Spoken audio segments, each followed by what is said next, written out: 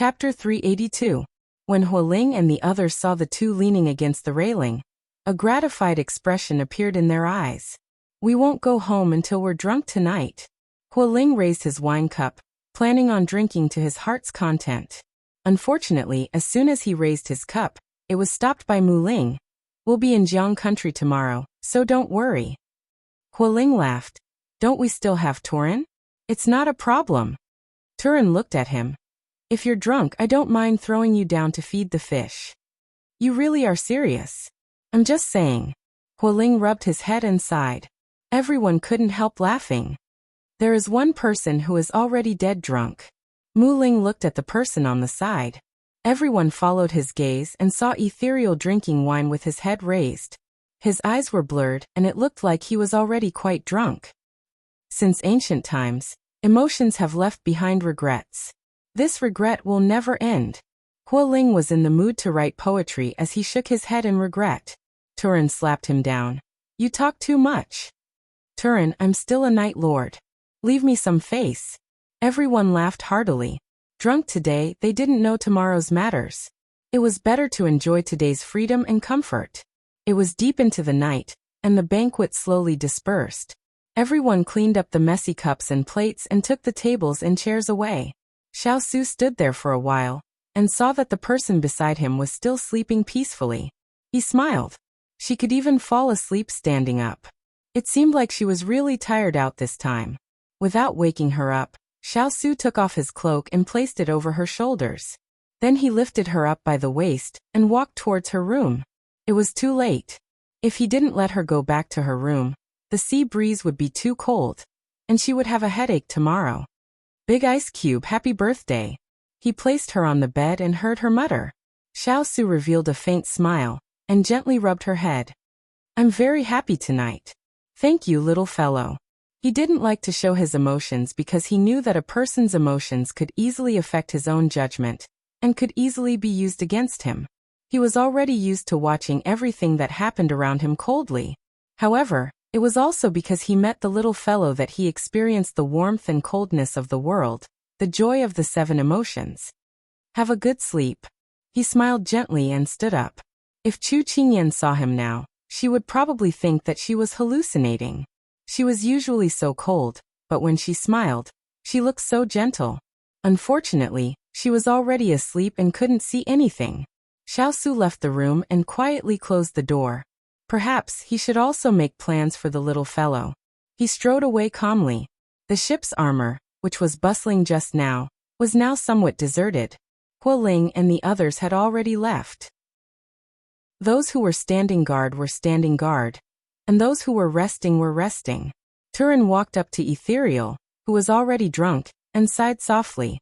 Why did you make yourself look so miserable? After he finished speaking, he was about to pull her up when he saw a dark shadow creeping up to his feet. He couldn't help but raise his head. It was Cheng Yanluo. Miss Cheng. Turin withdrew his hand and stood to the side. Turin, do you need my help? Cheng Yanluo glanced at the person leaning against the deck. Her eyes were deep, and it was impossible to tell what she was thinking. Turin smiled coldly. Miss Cheng, do you think this is fun? What? Cheng Yanluo narrowed her eyes and looked at him. She felt that he didn't mean well. If you really want to stay away from him, why did you come over at this time? If you still want to be on good terms with him, then say it clearly. Why do you have to be so ambiguous? Turin didn't like to hide his words, so he threw it at her directly. This is between me and him. You don't have the right to comment. As if someone had stepped on her tail, Cheng Yanluo was a little annoyed. Although she admitted that Turin was right about some things, and she wanted to stay away from him, she couldn't help but be attracted to him. She couldn't help but pay attention to his words and actions. When she saw him dead drunk, she couldn't help but walk over. But when she opened her mouth, she realized what she was doing.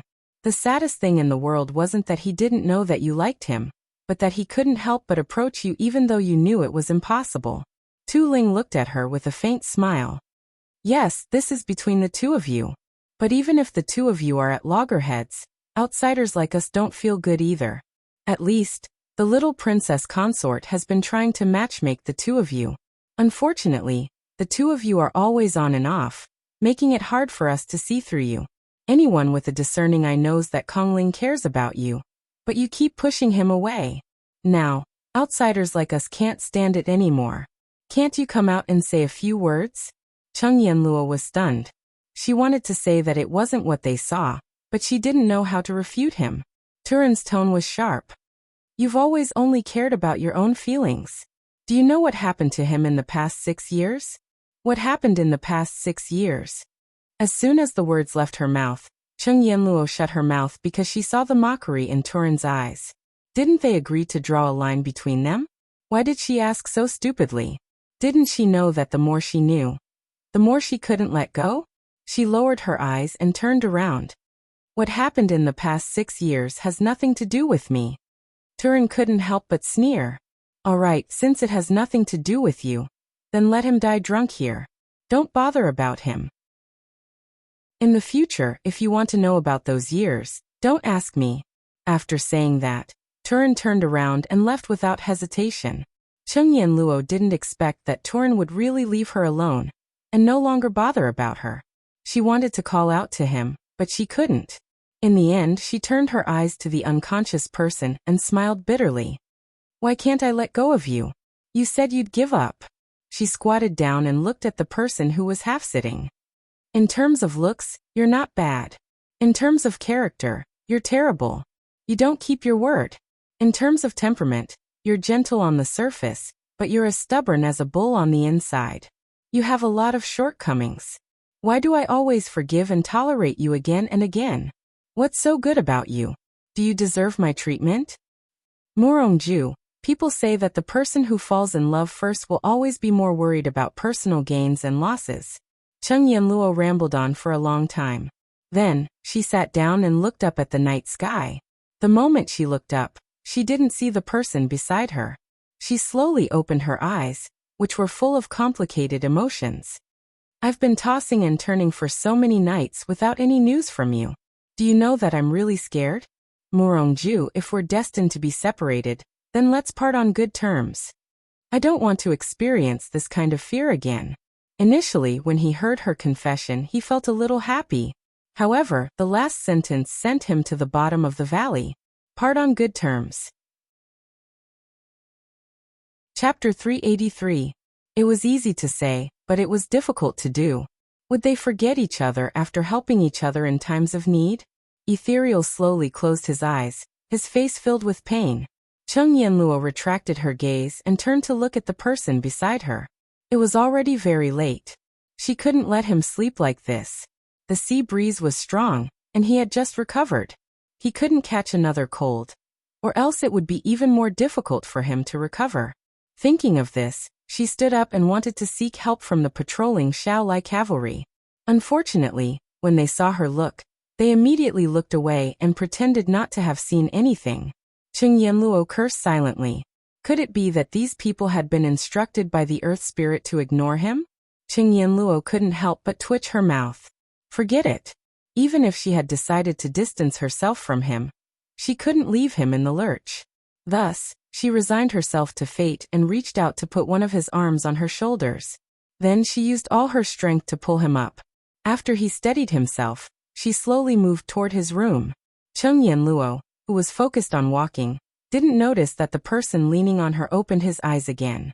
Looking at the fine beads of sweat on her forehead as she led him forward without any distractions, Kongling's heart became even more complicated. He should have woken up and left by himself, but why couldn't he bear to? It took a Herculean effort for Cheng Yanluo to send him back to his room. She put him on the bed and covered him with a blanket. Cheng Yanluo wanted to leave, but for some reason, she couldn't move her feet. She looked up at the person in front of her. His handsome face was still the same. 6 years hadn't left a mark on him. Instead, it made him even more handsome. He was already the dream boy of her junior sisters in the sect. Now it was needless to say. 6 years could change a lot. Many things could be changed.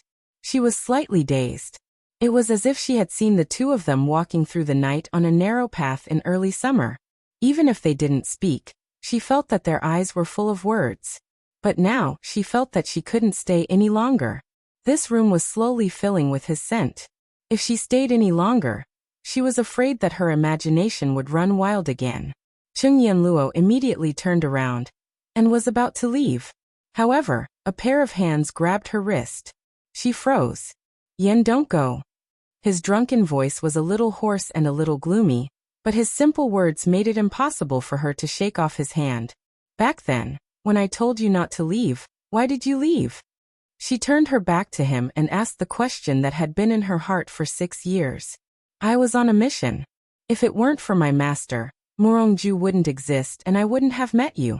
I have to take care of my master's well-being. It was an emergency at that time and I didn't have time to explain. Xiao Yan, it's my fault. A slow voice sounded behind her. No, you're not wrong. Cheng Yanluo closed her eyes. What's wrong is that I like him so much that I can't even tolerate a grain of sand. After saying that, she ruthlessly pulled her wrist back from his hand. She didn't stay any longer and quickly left. Perhaps he was drunk, which was why he suddenly said those words. Maybe he's not drunk. But whether he was drunk or not was no longer important, was it? 6 years ago, you could give me up once for the sake of your responsibility and morality. 6 years later, you can give me up again. Why do I have to guard this dangerous relationship and wait foolishly for you to abandon me again? A girl's heart was too small, so small that it could only let one person go. But a girl was also very fragile. After being hurt once, she would choose not to believe it again. Seeing the figure disappear at the door, the hand that was suspended in midair weakly retracted. She had clearly told herself not to touch that impossible friendship again, but why couldn't she help it? Ethereal threw herself hard onto the bed.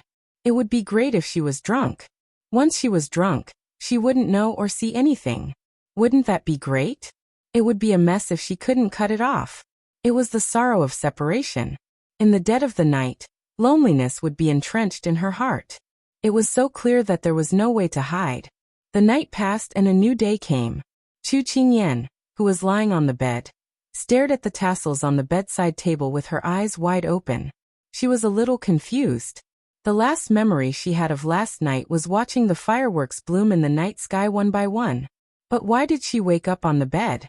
She tried hard to recall what had happened last night, but other than the gorgeous fireworks, there was nothing else. Then how did she return to her room? At this time, Xining walked in. When she saw that her master had woken up, she cheerfully went forward and hooked up the bed curtains. Master, they were all saying that you did a good job at the birthday banquet yesterday. It was lively and rich. I didn't expect you to be able to hold such a wonderful banquet at sea. This servant really admires you. Chu Qingyan saw that her face was about to blossom with a smile, and couldn't help but laugh. I remember that you also performed very well last night. Those lanterns, ribbons, kitchen reminders, weren't they all made by you alone? Our family Xining is becoming more and more mature, more and more like a head maidservant. Master, you're making fun of this servant again. Xining glared at her, but she quickly raised a smile. Master, did you sleep well last night? Very well. I slept all the way until dawn and didn't have any dreams. Chu Qingyan stretched and said energetically. That's good. Last night, you fell asleep standing and scared this servant. Fortunately, His Highness sent you back to your room, Xining said with a smile. It was only then that Chu Qingyan realized that Big Ice Cube was the one who had sent her back. She had thought that she was sleepwalking. Xining recalled last night and added, Master, this servant feels that His Highness is becoming more and more attentive to you, and is also becoming more and more gentle. You didn't see the way His Highness looked at you last night. It was so gentle that water could be rubbed out. Chu Qingyan raised her hand and pinched the little girl's face. Your pink little face, let me see if water can be rubbed out. Master, you're bullying me again. Xining covered her cheeks and ran far away. Chu Qingyan was laughing uncontrollably. Regarding Xining's words, she felt that Xining was exaggerating. It was good enough that the Big Ice Cube didn't treat her coldly, but he was so gentle that water could drip out. Don't be too funny, okay? After washing up, Chu Qingyan walked out of the room and saw the dock not far away. She cheered in her heart. Was that the legendary border of Jiang country? If it was, then they had arrived at Jiang country. She walked towards the Big Ice Cube's room, wanting to share this good news with him. But after taking a few steps, she saw a familiar figure on the deck and immediately dashed over. "Are we reaching Jiang country?" she asked as she ran. He saw the little fellow's energetic appearance and couldn't help but curve his lips. "That's great." She smiled happily. "Then will we be able to see your old friend?" She was very curious about the Big Ice Cube's mysterious old friend. He should have already arrived at the dock. Xiao Su looked at the dock in the distance, his voice gentle. Chapter 384. Chu Qingyan looked at the harbor. Although it was only a small dot, the wood spirit said that it would arrive after lunch at the latest. The sea breeze blew. The closer it was to the Jiang kingdom, the lower the temperature and colder the wind. Chu Qingyan originally wanted to stand outside and wait for the ship to arrive, but she didn't persist for long before retreating back to her room. She stomped her feet in Xiao Su's room to remove the frost on her body. As for the person who was flipping through the book, seeing her childish behavior, he only smiled slightly and focused on the book again. When her body warmed up, Chu Qingyan turned to look at the person at the table. His features were ordinary, but when he casually leaned on the chair, it was hard to look away. Some people said that a serious woman was the most beautiful, and a serious man was the most charming. She felt that it was true. At least, the person in front of her right now was the most charming man she had ever seen. In order to not expose his identity, the Big Ice Cube hadn't worn a mask for a long time. In the past, she felt that with the mask, the two of them were separated by a layer of gauze. She couldn't guess what he was thinking. Although he changed his appearance with the Big Ice Cube's dull personality, she still couldn't guess much, but it was better than that cold mask. She strolled over and leaned on the table to ask, "I heard that wearing a mask for a long time is not good for the skin. Do you feel uncomfortable?" As soon as she finished speaking, she heard a voice coming from outside the door. "Don't worry, little princess. This subordinate developed this kind of human skin mask. It has good breathability and won't hurt the skin. It won't be a problem even if you wear it for a year or so." Chu Qingyan turned to look at the indifferent ethereal and raised her eyebrows slightly. She had heard about what happened last night from that little girl Xining. After a night of drinking, his complexion really was much worse. She knew that she didn't have the right to interfere in other people's affairs, so she said with a smile, "I'm not worried about Ethereal's medical skills. Are you here to check on His Highness today?" Ethereal nodded. "There's no need to worry about Xishuan and Junlan in the climate of the Jiang kingdom. Master's body won't be able to take it." As she spoke, Ethereal walked towards her master and placed a small pillow on the table, so that her master could place her hand on it to feel her pulse. After checking his pulse, Ethereal's brows relaxed. He lowered his head and said to his master, "Your pulse is calm, and the poison is still under control. However, when you arrive in the Jiang kingdom, you must pay attention to keeping warm. After all, you can't use your true qi, so your body will be weaker than usual." Xiao Su nodded. This prince understands. The two of them chatted for a while longer before Ethereal left. After listening to their conversation, Chu Qingyan looked at him thoughtfully, and then walked to his closet. His daily life was usually taken care of by the 7 maidservants, including his clothes. However, Cheng-Yi had been banished because of her evil intentions, and Qing-Yi and Lve were not brought along. Perhaps it was because he was used to rushing to the battlefield, but he did not have any women by his side, so he did not find it inconvenient. However, he did lack people to take care of his clothes. Thus, she began to worry about his basic necessities. Hualing had once lamented that with her around, his master could even dispense with the 7 maidservants. She only thought that he was joking. Just based on Hong Yi's ability, she was unable to reach her level. That was an ability that had been honed over the years, so how could it compare to her, a dabbler? She took care of his clothes, then took out a cloak that was thicker than usual, and placed it beside his hand. "Big Ice Cube, the Jiang Kingdom is too cold. When you get off the boat today, put on this cloak to ward off the cold." Chu Qingyan folded his clothes and casually said to him. Xiao Su moved his gaze away from the book and landed on her. His gaze was deep as he responded, "N." It was hard to imagine that the two of them who had been at loggerheads with each other in the Prince's Fu a few months ago were now speaking so intimately. He couldn't help but shake his head and laugh. He didn't know if it was because this journey was bumpy, or if it was a road of no return, but he had been feeling quite emotional recently. Big Ice Cube, you read books every day. Don't you feel tired? Chu Qingyan saw that if he wasn't reading documents in the past, he would be reading books or practicing martial arts. Now that he was far away from the royal court, his number of documents had decreased quite a bit. His body didn't allow it, so he didn't practice martial arts. He only read books all day without any other entertainment. She couldn't help but feel that he was too boring. You're never too old to learn, he lightly said and refuted her until she was speechless. Chu Qingyan curled her lips. She looked down and saw the name of the book, 6 Secret Techniques. This name was so familiar. She seemed to have heard it somewhere before. Seeing her furrow her brows, Xiao could guess what she was thinking. 6 Secret Techniques, the ancestor of the art of war. The 6 secret techniques are divided into 1 Tao, Wu Tao, Long Tao, Tiger Tao, Leopard Tao, Quan Tao, and 1 Tao is mainly. Chu Qingyan felt that she was starting to feel dizzy when she heard it. Xiao saw that she was spacing out. He picked up the book and patted her head. If you don't work hard when you're young, you'll be sad when you're old. I won't be sad. You're here. Chu Qingyan covered her head and deliberately talked back.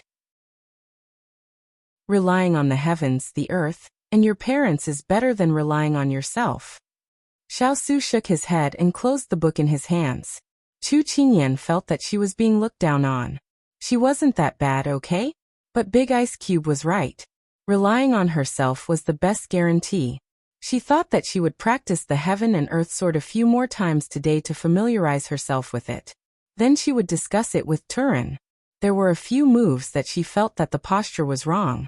She didn't know if she remembered the moves wrongly. Why do you suddenly want to practice martial arts? Xiao lightly said. Chu Qingyan smiled when she heard that. She rested her chin on her hands and smiled like a flower.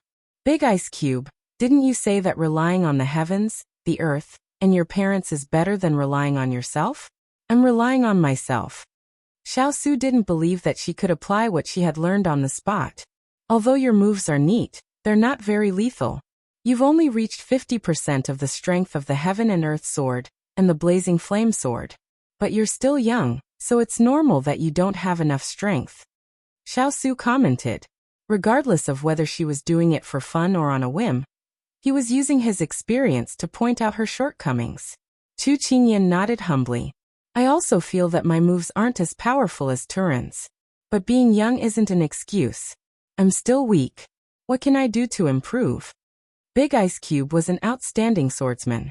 Wouldn't it be her loss if she didn't ask him? Moreover, he said that receiving guidance from an expert was better than years of practice. First, improve your inner strength. You've been learning for so long, but you haven't touched inner strength. Just having sword moves won't last long.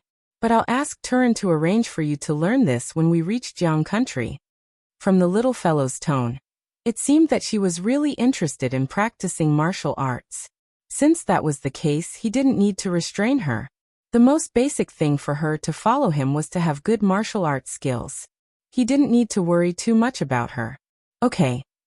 Chu Qingyan nodded happily, then looked outside. Big Ice Cube will reach Jiang country at noon. There's still some time. What should we do? She was testing. In fact, she wanted to take the opportunity to go back to her room to make up for it. Who knew? Go back to your room. Chu Qingyan's eyes lit up. She was about to agree. Bring the zither here. I'll teach you. Clang.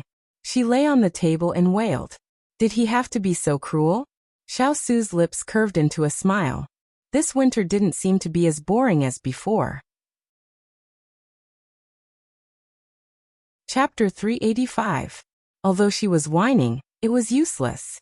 Because Big Ice Cube was a man of his words. Chu Qingyan put her hands on the zither. She did not know how to play it before, but now she knew how to play it. It's too stiff. Relax. Xiao corrected her. When Chu Qingyan heard this, she felt a layer of cold sweat forming on her forehead. How can I relax with such a powerful cold god sitting behind me? Do you think you are playing cotton? Another voice came from behind her. Chu Qingyan felt that it was wrong for her to use too much strength. But it was also wrong for her to not use too much strength. She was really in a hurry. In the end, perhaps Xiao Su could not stand it anymore. He reached out from behind her and held her hand in a hugging position. Then he led her to play the zither. The rough and unpleasant sound of the zither poured out like flowing water and was pleasant to the ears. Chu Qingyan originally felt that her playing was terrible and did not want to continue learning. However, when she heard the clear sound of the zither flowing from her fingertips, she felt that it was very novel. As she played along with Big Ice Cube, her interest was piqued. Xiao Su looked at her glowing cheeks and put all his attention into it. Then he withdrew his hand. She could play simple music now. Big Ice Cube, I am so good. In the modern world, she was useless at playing musical instruments. Now that she could play 1 or 2 tunes, she could not be more satisfied. Where there is a will, there is a way. Xiao Su curled his lips. Chu Qingyan continued to play a few more times. Suddenly, she had an idea and asked, "If I sing a song, can you play it?" "I'll give it a try." Xiao Su thought for a moment before replying. "Okay, it is the Song of the Stars," Chu Qingyan said with a smile. She had sung this song to Big Ice Cube before. She was about to sing it again when she saw that he had already started playing. Chu Qingyan was speechless. She did not expect Big Ice Cube to remember the tune after only hearing it once. It was as if he had never forgotten it. Amazing. Chu Qingyan couldn't help but give him a thumbs up. Xiao Su was already used to it. It's just talent. Was it good to praise himself like that? Chu Qingyan cursed silently. The ancient songs were too complicated. For a beginner like her, the Song of the Stars was more suitable for her, so Xiao Su taught her this song first. When Hualing came in to inform them that the ship was about to enter the harbor, Chu Qingyan could basically play this song by herself. Xiao Su withdrew his hand and stood up. "Get ready to dock." Hualing accepted the order and left. As early as yesterday, everyone had already packed their things and could disembark as soon as the ship docked at the port. When Xiao Su and Chu Qingyan walked onto the deck, Xiao Laiqi and the others were already dressed as guards, standing behind Xiao Su. Chu Qingyan was dressed as a youth with Xining and Jin Xian standing behind her. Because it was winter, even in the afternoon, there weren't many people going in and out. There were only 3 to 5 ships docked at the harbor. The soldiers wearing dark green uniforms walked in an orderly manner, patrolling back and forth. It was a quiet and warm afternoon. "We're finally here, Jiang country." Chu Qingyan opened her hands and welcomed the wind. Her lips were filled with a smile, and her voice was filled with joy. Xiao Su's calm eyes also revealed a trace of relief because of her mood. As far as the eye could see, there were endless mountains and lush evergreen trees everywhere. The seawater was crystal clear, and the reflection of the water along the shore was a sky full of white clouds. Chu Qingyan thought that perhaps this was a good start. Although her right eyelid kept twitching, she didn't care at all.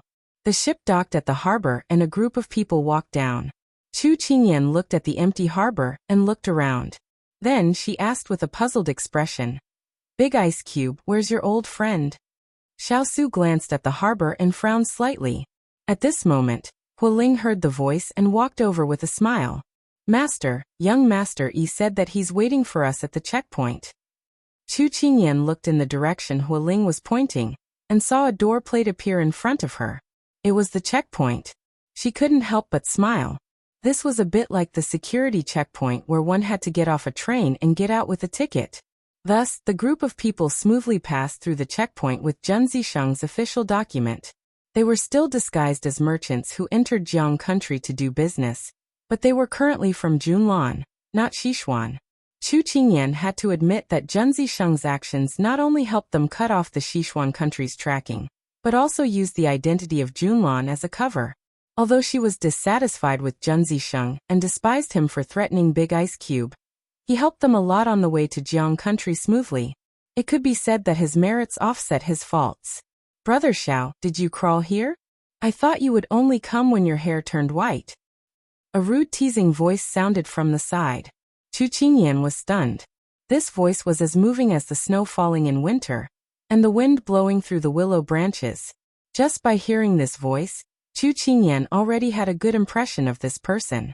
It seems that you still look as youthful as before. Xiao Su didn't show any mercy and retorted lightly. Tisk tsk tsk. You're still so cold. I don't know if you'll freeze the people around you to death. I think it's better if you don't come in winter. Jiang country is already cold. If you come, I'll probably freeze, the voice said with a gentle smile. From this exchange, it could be seen that Big Ice Cube had a good relationship with this person. At least, it was the first time in her memory that someone could speak to Big Ice Cube in such a tone. Where is he? Mr. Chu looked around curiously. Chu Qingyan scanned her surroundings, but she could not see anyone. Big Ice Cube, why doesn't your old friend come out to meet us? She asked in a low voice. At this time, after entering the entrance, they could see a bustling crowd. Compared to outside the port, it was like a market and a wilderness. It was also because of this that they didn't know where he was. However, judging from his voice, he should be quite young. It's still so noisy. If you don't come out, we'll leave. Xiao Su didn't give him face. After saying that, he led the group forward. It's really not fun. You're still so boring after so many years. The other party seemed to be shaking his head and sighing. As soon as he finished speaking, a light blue figure came out of the crowd against the flow. He was particularly eye-catching. Although it was winter, he held a folding fan in his hand and fanned himself from time to time. His simple brocade robe fluttered in the wind. The corners of his robe shone with a golden light under the sun, and the thin golden threads on his robe could be faintly seen. His facial features were deep and straight. The corners of his peach blossom eyes were slightly raised, and instantly lit up his entire face. He looked around and his eyes were full of affection. It seemed that as long as one looked into his eyes, one would be able to indulge in his tenderness. What an elegant and handsome man with affectionate eyes. Chu Qingyan finally saw what it meant to have peach blossoms shining brightly, and so did the person in front of her. Chapter 386. Yiling Feng waved his fan and walked out leisurely. Every step he took was elegant, solemn, and candid. When he arrived in front of the crowd, he clasped his hands together and smiled. I am Yiling Feng, handsome and confident. My face is like Song Yu's, and my appearance is better than Pan An's. Greetings, everyone. Originally, the crowd was still subdued by this handsome man, but the moment he opened his mouth, everyone's worldview was shattered. Chu Qingyan touched the goosebumps on her arm. She really wanted to ask, Bro, do you still have your integrity? As if he was already used to everyone's gazes. Yiling Feng's gaze landed on Chu Qingyan. He smiled amiably and said, This must be Brother Xiao's wife. She is really obedient and wanly. Brother Xiao is a perfect match. Hearing his words, Chu Qingyan trembled with goosebumps again. She was still young and dressed in men's clothes. How could he see her beauty? This person really seemed to have soaked in honey. He was so glib-tongued. No wonder Big Ice Cube said that he had been through thousands of flowers, but not a single leaf touched him. He was simply a typical example of a romantic wastrel. Xiao Su raised his eyebrows and looked at him. You have a problem with that? Yiling Feng flung away his fan and covered his mouth to smile. I dare not. It's just that when we parted that year, I thought Brother Xiao would be alone for the rest of his life. I didn't expect you to find a partner earlier than me and Feng Yi. It's really unexpected. Chu Qingyan deeply agreed. With Big Ice Cube's personality, he might really be alone for the rest of his life. However, when she thought about it again, she found it funny that she was dragged into it again. Chu Qingyan greets young Master Yi. The trip to Jiang country will depend on young Master Yi. Chu Qingyan nodded in greeting. After all, politeness demands reciprocity. Although this person looked a bit like a playboy, he spoke elegantly and she quite liked his personality. Moreover, he could become friends with Big Ice Cube. He must have his unique side. After all, one could not judge a person by their appearance. Thus, it was very important to have a good relationship with him. Your family's girl is still the most polite. Your personality is like a latrine stone, smelly and hard. Yiling Feng looked at Xiao Su with some disdain. Xiao Su was familiar with his good friend's personality. If he allowed him to continue talking, he was afraid that he wouldn't be able to avoid anything. You always talk so much nonsense. Lingfeng waved his fan and shrugged. You're always so quiet. If your girl lived with you, she would probably be bored to death by you. When Chu Qingyan heard this, she once again deeply agreed. She wanted to nod, but when she met the big ice cube's gaze, her neck stiffened and she didn't dare to move. She grinned at him to express her goodwill, but unfortunately, he didn't appreciate it and turned his head to ignore her. Let's go. If we don't leave now, it's going to be dark soon. Tonight, this young master is going to bring you all to Linlang Pavilion to listen to music. Recently, there have been a few beautiful ladies with graceful figures. Their singing is really good. Lingfeng called out. As soon as he finished speaking, a few people who looked like servants appeared out of nowhere. They took the luggage from Xining and the others and led them forward. Chu Qingyan turned her head with some confusion and asked, Big Ice Cube, what kind of place is this Linlang Pavilion?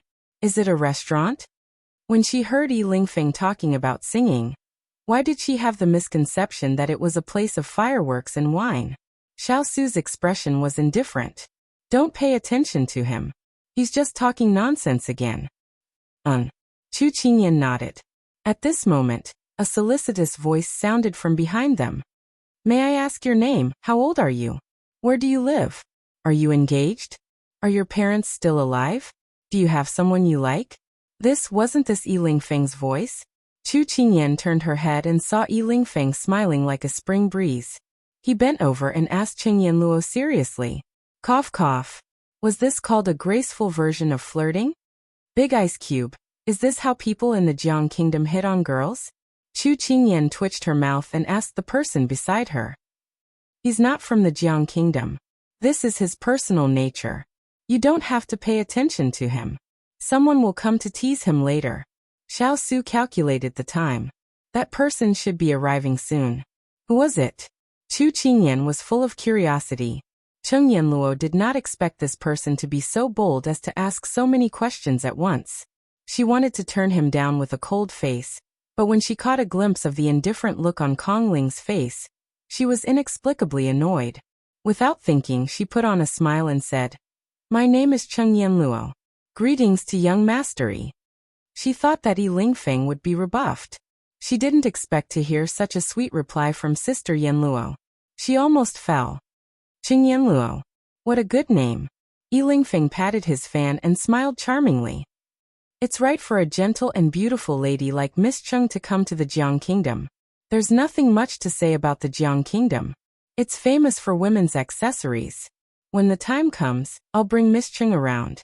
Perhaps you'll find something you like. Then I'll have to trouble you, young Master Yi. Cheng Yanluo smiled.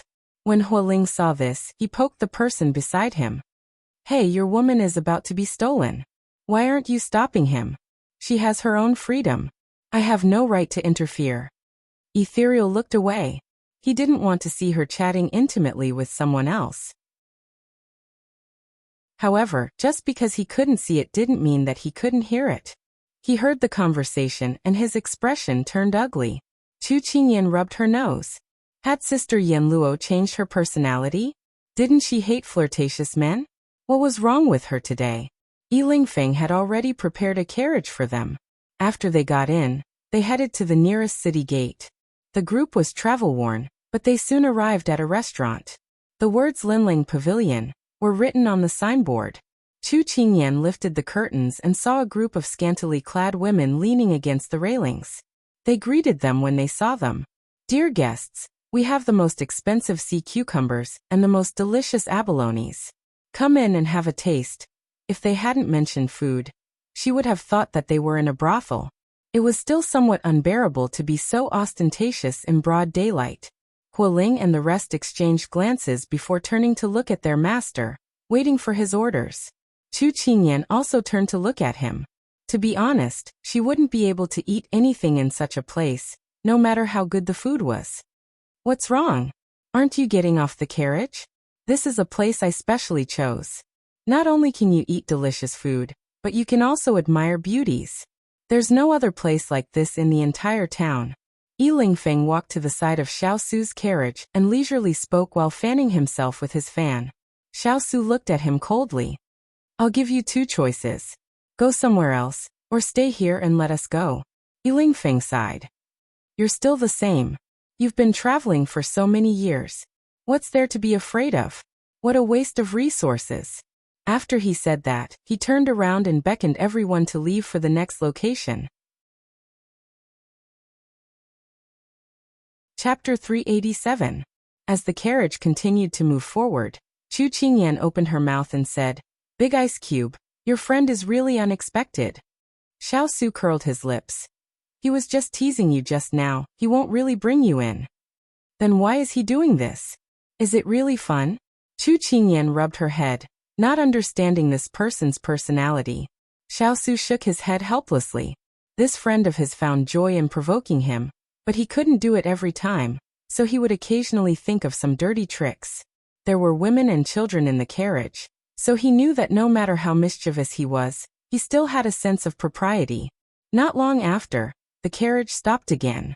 This time, it was a restaurant. Young Master Yi, welcome, welcome. You haven't come to our Yellow Crane restaurant in a while.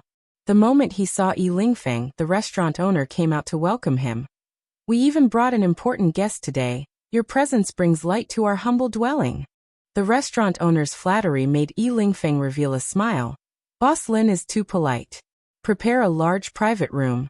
This young master wants to entertain a guest. Good. I will have someone arrange it. This way, please. Boss Lin was very respectful as he bowed in invitation. Yi Lingfeng turned around and smiled at everyone. The Jiang country's dishes here are very authentic, try it later. Thus, everyone followed him up the stairs. What is this Yi Lingfeng's background? Why is the restaurant owner so attentive to him?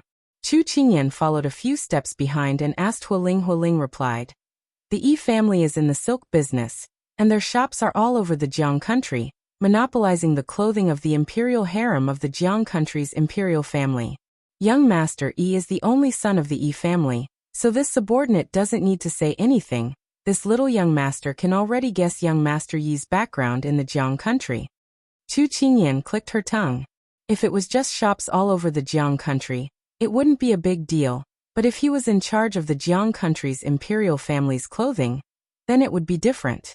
Whether it was the common people or the high officials and nobles, they had always used the imperial harem's clothing as the mainstream clothing every year. Once a harem wore a certain clothing, it would quickly become popular in the high society. For a merchant to be able to reach such a stage, it would be a lie if he didn't have many connections behind him. Thinking of this, Chu Qingyan's eyes lit up slightly. The royal clothes of the Jiang kingdom? Then, could he follow this path to find the ice crystal flower?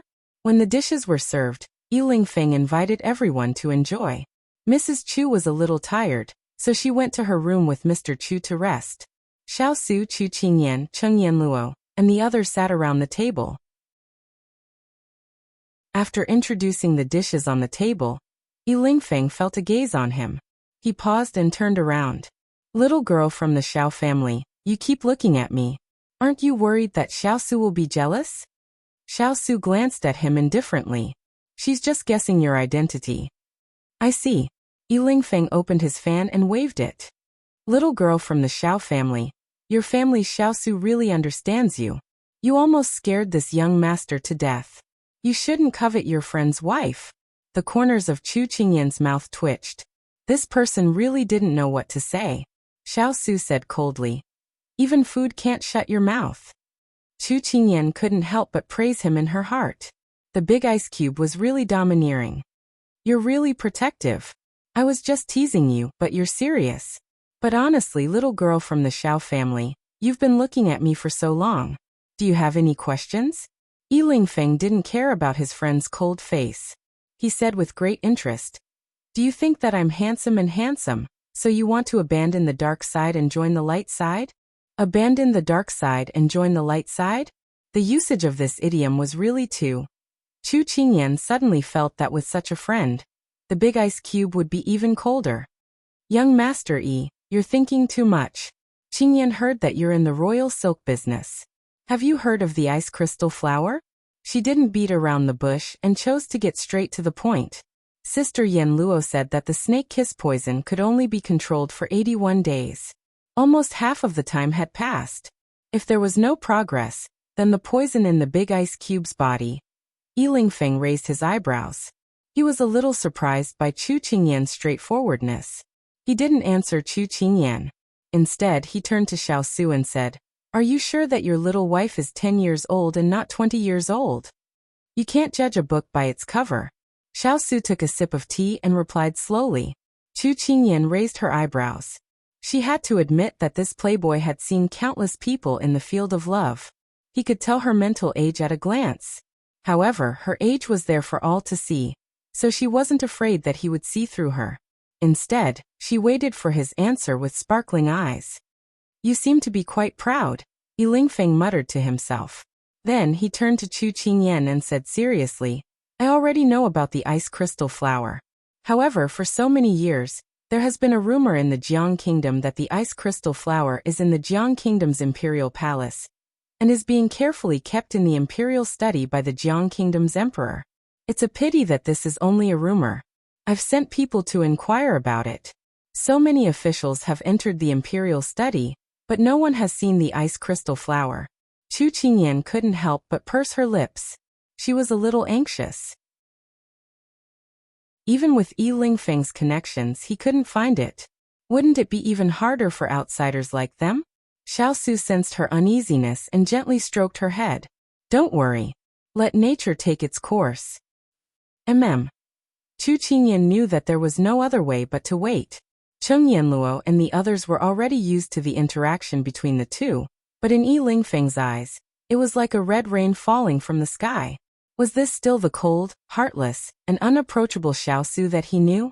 It seemed that he had to re-evaluate this Chu Qingyan. What was so special about her that Xiao Su treated her differently? Chu Qingyan inadvertently raised her eyes, and saw a certain someone who had always been elegant, looking like he had seen a ghost. It was a little comical. Hualing and the others shook their heads. If young Master Yi saw her a few more times a day, he would probably get used to it. Thus everyone began to eat. At this time, Yi Lingfeng turned to Cheng Yanluo and politely said, "Miss Cheng, try this autumn maple leaf. It's slightly spicy and has a very crisp texture." "Alright, thank you, young Master Yi." Cheng Yanluo smiled and put a piece into her mouth.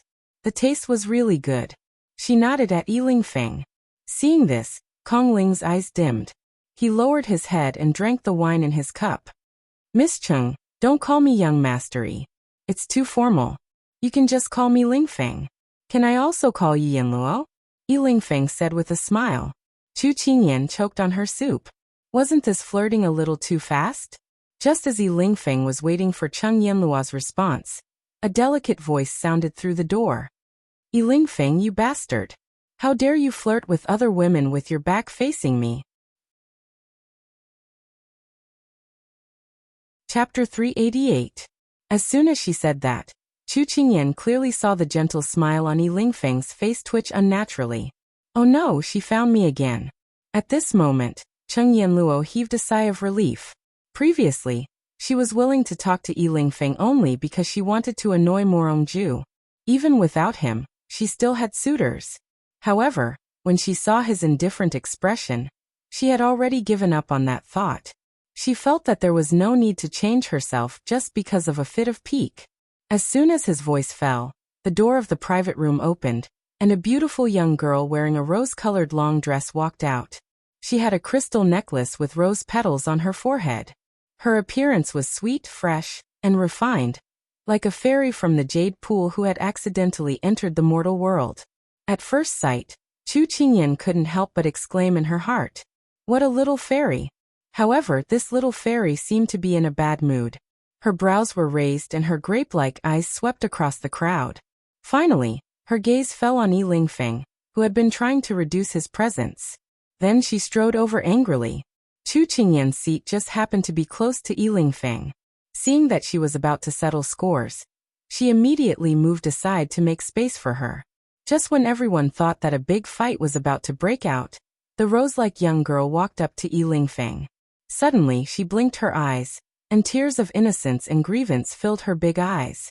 She pursed her lips and said, "Lingfeng, why are you always avoiding me? From Yangcheng to here, wherever I chased you, you immediately disappeared. If I didn't see you here today, I think I would have lost you again. Everyone's jaws dropped in shock. Didn't she say that she wanted to catch the adulterer and settle scores? Something didn't seem right. Yi Lingfeng seemed to have gotten used to the other party's way of speaking. The unnatural expression on his face quickly disappeared. He greeted her politely. So it's Miss Dugu. I didn't expect to meet you in such a remote place. What a coincidence. What coincidence? This lady followed you here. Don't tell me you don't know. The rose-like young girl glared at him indignantly. Her previous gentleness was swept away and she said hatefully. Upon hearing his words, she knew that he wanted to cut ties with her again. Yi Lingfeng still had a courteous smile on his handsome face. Miss Dugu, you're still an unmarried lady. It's best if you don't say such things. It will ruin your reputation. Chu Qingyan blinked. This man had just been flirting with Yan Luo. How did he turn into an upright gentleman in front of this little girl in the blink of an eye? Could it be that this person had two faces? As Chu Qingyan ate, she enjoyed the free show that she was watching. Lady Rosa Multiflora reacted as if she had just heard the funniest joke in the world. Although she was very hungry, her behavior was gentle and polite. Chu Qingyan felt that although she spoke lively and cheerful, when she was quiet, she gave people a completely opposite feeling. Her every move was elegant and natural. Chu Qingyan felt that even a big family might not be able to raise such a girl. Your little brother is really cute. This girl is very fond of you. My name is Duguqing. What's your name? Duguqing, who was half full, asked her with a smile. Chu Qingyan pursed her lips and smiled. My name is Chu Qingyan. I'm very happy to meet you, Sister Dugu. She felt that this Duguqing should be 15 or 16 years old. Her appearance was likable, her personality was cheerful, and her speech was not like those girls in ancient times. Instead, she had the air of a big family, so she also felt close to her. After Chu Qingyan finished speaking, she casually introduced the people at the table. Yi Lingfeng originally wanted to send her away after she finished eating, but he didn't expect her to chat and laugh with everyone, so he swallowed his words. Duguqing wasn't afraid of strangers. After getting familiar with everyone, she looked at Cheng Yanluo seriously and said earnestly, Sister Yanluo, Lingfeng is a womanizer. Don't be fooled by him. 10 days ago, he cheated a girl from a pastry shop. 5 days ago, he cheated a girl from a rouge shop. 3 days ago, he hit on a young lady from an official's family. He's really a womanizer. Don't be fooled by him. Hey, Yi Lingfeng, why are you grabbing me? Before she could finish speaking, Yi Lingfeng grabbed her wrist and dragged her to the door. Before he left, he said to everyone, I have some private matters to attend to. I'll be back in a while. Everyone, please forgive me.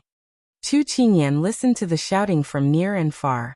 She was puzzled and asked the person beside her, Why does your good friend sound like a womanizer? Does he specialize in deceiving innocent girls? Xiao Su's hand that was holding the cup paused. He said faintly, That's why you should stay away from him. Oh, puffed. If Yi Lingfeng heard his good friend's words, he would probably bleed. His reputation would be ruined for no reason. Chapter 389. After the meal, Yi Lingfeng also came back. His face was still as radiant as when they first met, but she could faintly feel that something was different. However, Chu Qingyan didn't ask too much. After all, they had only known each other for the first time, and it would be too much to poke her nose into his business. What happened just now was just a small episode, and it would pass just like that. I've already booked rooms for you in this restaurant.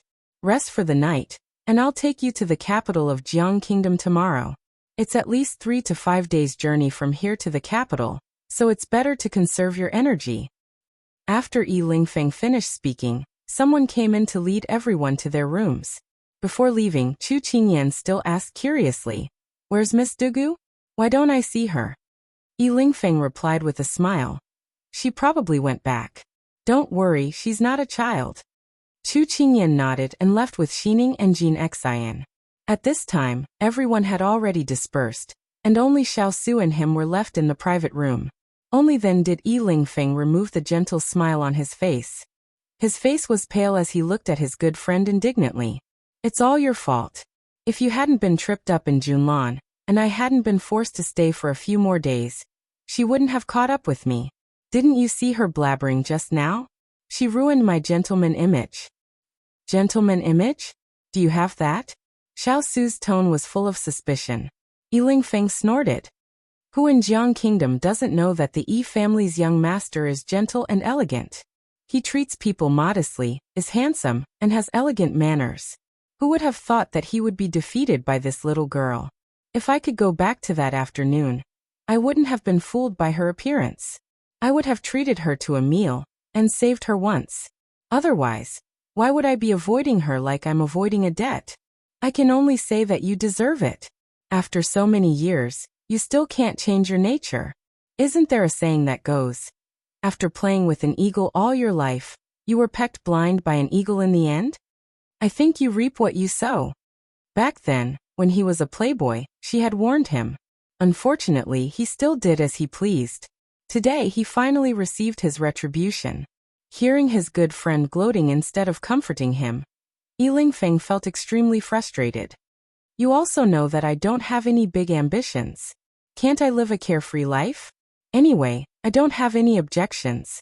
You can do whatever you want. Xiao Su acted as if he had nothing to do with it. Yiling Feng rubbed his nose. He had been playing with women for so many years, and he had always been able to escape unscathed. Unfortunately, this time he was tightly entangled. He was not as tenacious as a woman.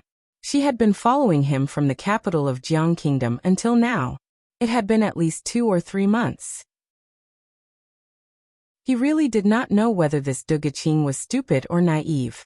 He was just playing around, but she took it seriously. Whenever he thought of her, he would have a headache, so he simply stopped thinking about it. Forget it. Let's not talk about my matters anymore. You, on the other hand, how did you get yourself into this situation? Although he had seen the whole story in the letter, it was not as real as what the person involved said. Xiao Su's eyes curved, and there was a bit of ridicule in his eyes. It's just getting rid of the donkey after it has outlived its usefulness. What's there to talk about? This is the first time I've seen you so unabashedly evaluate your imperial father. In the past, when we talked about this, you were always cold as if someone owed you millions of silver taels. Now you've finally figured it out yourself? Yiling Feng seized the opportunity to counterattack. Who asked him to laugh at him just now? Xiao Su didn't care about his good friend's attitude. His eyes were indifferent.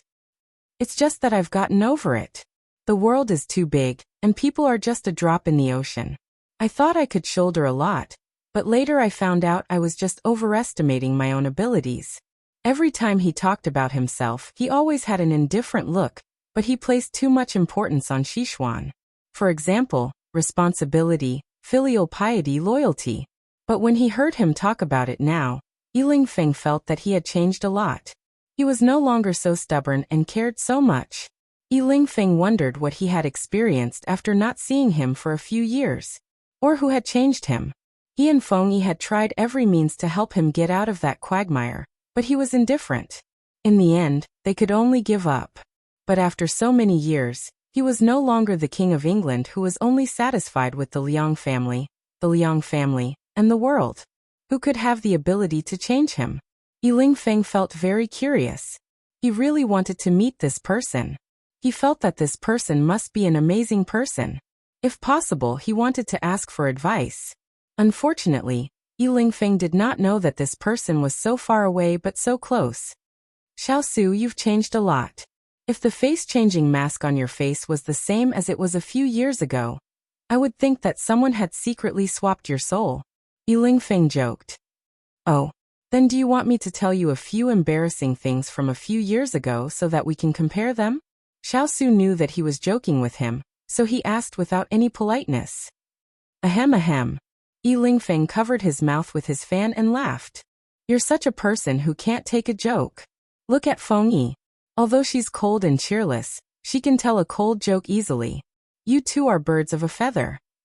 Xiao Su commented without holding back. In a courtyard far away in a town near the river, a handsome and slender man couldn't help but sneeze. Then he narrowed his eyes and looked in the direction of Jiang country. It must be those two people who were teasing him behind his back. He really made bad friends by mistake. Yi Lingfeng shrugged indifferently. He had heard these words more than a dozen times, but after not seeing them for so many years, he still missed these words. That's right. How long can the poison in your body last? Yi Lingfeng thought of business and his expression became serious. Less than 50 days. He did not calculate the time carefully, but there was a little fellow beside him who was very persistent about this matter. Every day that passed, she would cross out a number, so he did not have to remember. It seems that time is really tight. Yi Lingfeng's peach blossom eyes narrowed slightly, a touch of worry flashing through his eyes. Then he pretended to be relaxed and said, "Don't worry. It's not said that good people don't live long, but evil people live 1,000 years. You're a demon from hell. Your hands are stained with the blood of so many people. Outsiders say that you're a demon who kills without blinking an eye. You won't die so young." Yi Lingfeng reached out to pat his shoulder to comfort him, but he dodged. Yi Lingfeng couldn't help but take back his hand. Why was this person's obsession with cleanliness still so strong? It wasn't cute at all. Then I'll be indebted to your auspicious words. He knew that his good friend was truly concerned about him, so he didn't argue with him. Then how are you going to explain to Sichuan country? Are you going to hide for the rest of your life? Yi Lingfeng asked curiously. When that arrow fell, there would be no king of England, Xiao, in this world. Xiao held the teacup and frowned. Yi Lingfeng was stunned for a moment. Chapter 390. When Xiao said, "There is no king of England, Xiao, in this world," Yi Lingfeng felt that there was something wrong with his ears. That was why he was hallucinating. "Xiao, you're not joking, right?" Yi Lingfeng still couldn't believe it.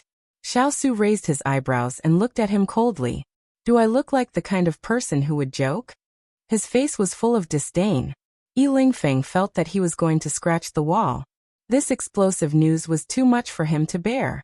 It wasn't because of Xiao's words, but because of his change. He still remembered that year when Xiao wanted to return to the capital to report on his work. He and Feng Yi had advised him that if it was really an abyss of suffering over there, then he should leave. The world was big, and he could make it his home. But how did this guy reply to them? It was still vivid in his mind. A man's ambition is to travel far, and he should put the country first. A real man should put the responsibility on his shoulders first. At that time, this sentence blocked the two of them so much that they couldn't say a word.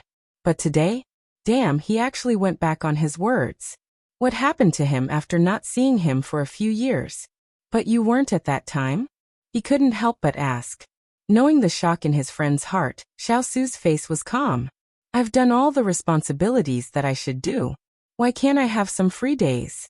Do I have to become a machine that works non-stop?" This was what the little guy had said to him when he was analyzing his subordinate's corruption case all night. Although he didn't have any special impression of it at that time, when his friend asked, this sentence appeared in his mind. Yi Lingfeng shook his head with a look of disbelief. Changed. You've changed. You're no longer the cold-faced lord who talks about filial piety and etiquette. But it was good that he had changed. At least the current him was what they wanted to see. Don't tell me I'm still the same as you. Every time you see me, there are always a few confidants chasing after you. Xiao knew what he was thinking, but he didn't show any mercy. He knew that his good friend was thick-skinned and invulnerable. Yi Lingfeng, who had been stabbed in the back for no reason, was not as tough as he claimed to be. Yi Lingfeng, who had hit the nail on the head, could not help but wail in his heart. He complained, "Xiao, you bastard, you've become bad. In the past, you couldn't even make a fart with a stick. Now you've actually learned how to trick people. Watch your words. I don't mind letting your close female friends know that you're here." Xiao glanced at him. Damn it, too evil. Yi Lingfeng snorted in his heart. "What are your plans for the future?"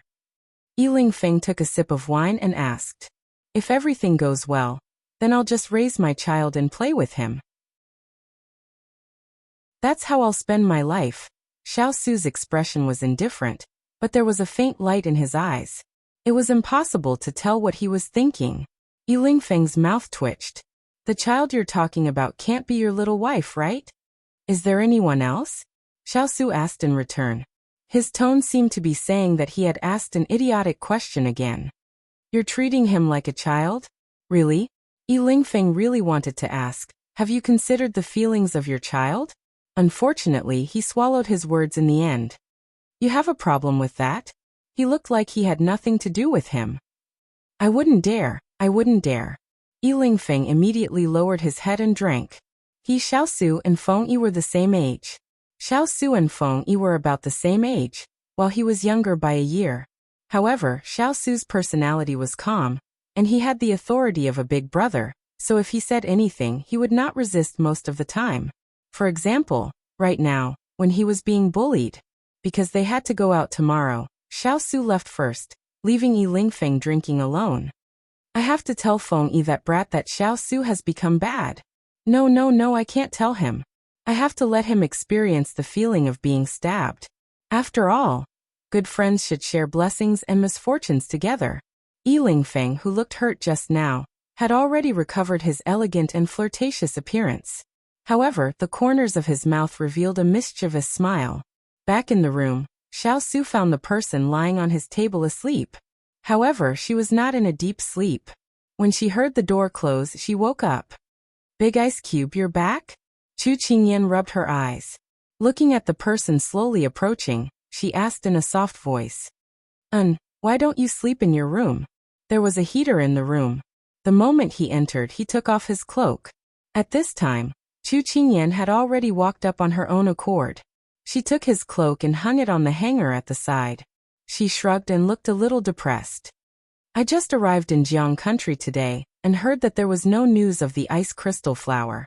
I just asked Hualing, and they still can't find the love grass. I feel uneasy. Being uneasy was actually conservative.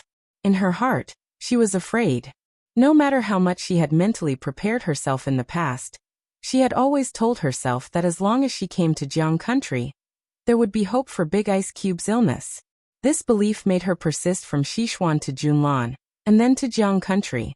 But when that belief reached its destination, it seemed to have lost its strength. It never gathered in her heart again. Little Chu Qingyan's strange expression did not escape Xiao's eyes. He walked to the couch in the middle of the room. His left hand rested on the arrow sleeve of his right hand. He pulled it up slightly and said to her with a calm expression, Qingyan, come here. He rarely called her name. When she suddenly heard him call her, Chu Qingyan subconsciously paused. Then, she obediently walked over and sat down in the direction he pointed. She knew that he had something to say to her. She closed her mouth, but she was still a little depressed. Qingyan, how many more days until the poison takes effect? He asked. 45 days, she answered. She remembered the time perfectly. Every time a day passed, she felt as if something had been taken away from her heart. She cherished it very much. I remember you once said that as long as there's a glimmer of hope, you won't give up so easily, right? At this moment, Xiao was no longer the cold-faced and selfless king standing on the podium.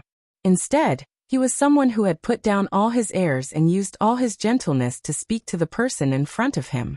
She did not answer. Instead, she nodded. She knew what he wanted to say, but she still felt sad. There are only 40 days left. We still have time.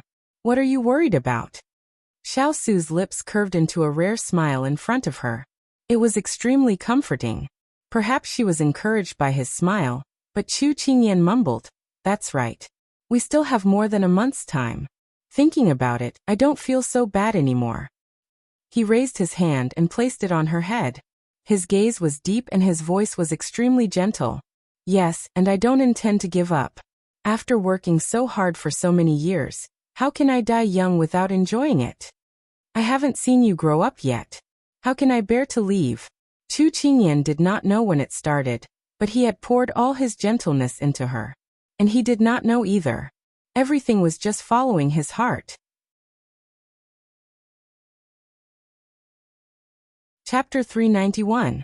Hearing the Big Ice Cube's words, Chu Qingyan suddenly felt a little ashamed. I'm sorry. He was the one who was suffering from mental and physical torture. What she had to do was to make him relax and give him positive energy. In the end, She would always pester him and ask him to comfort her.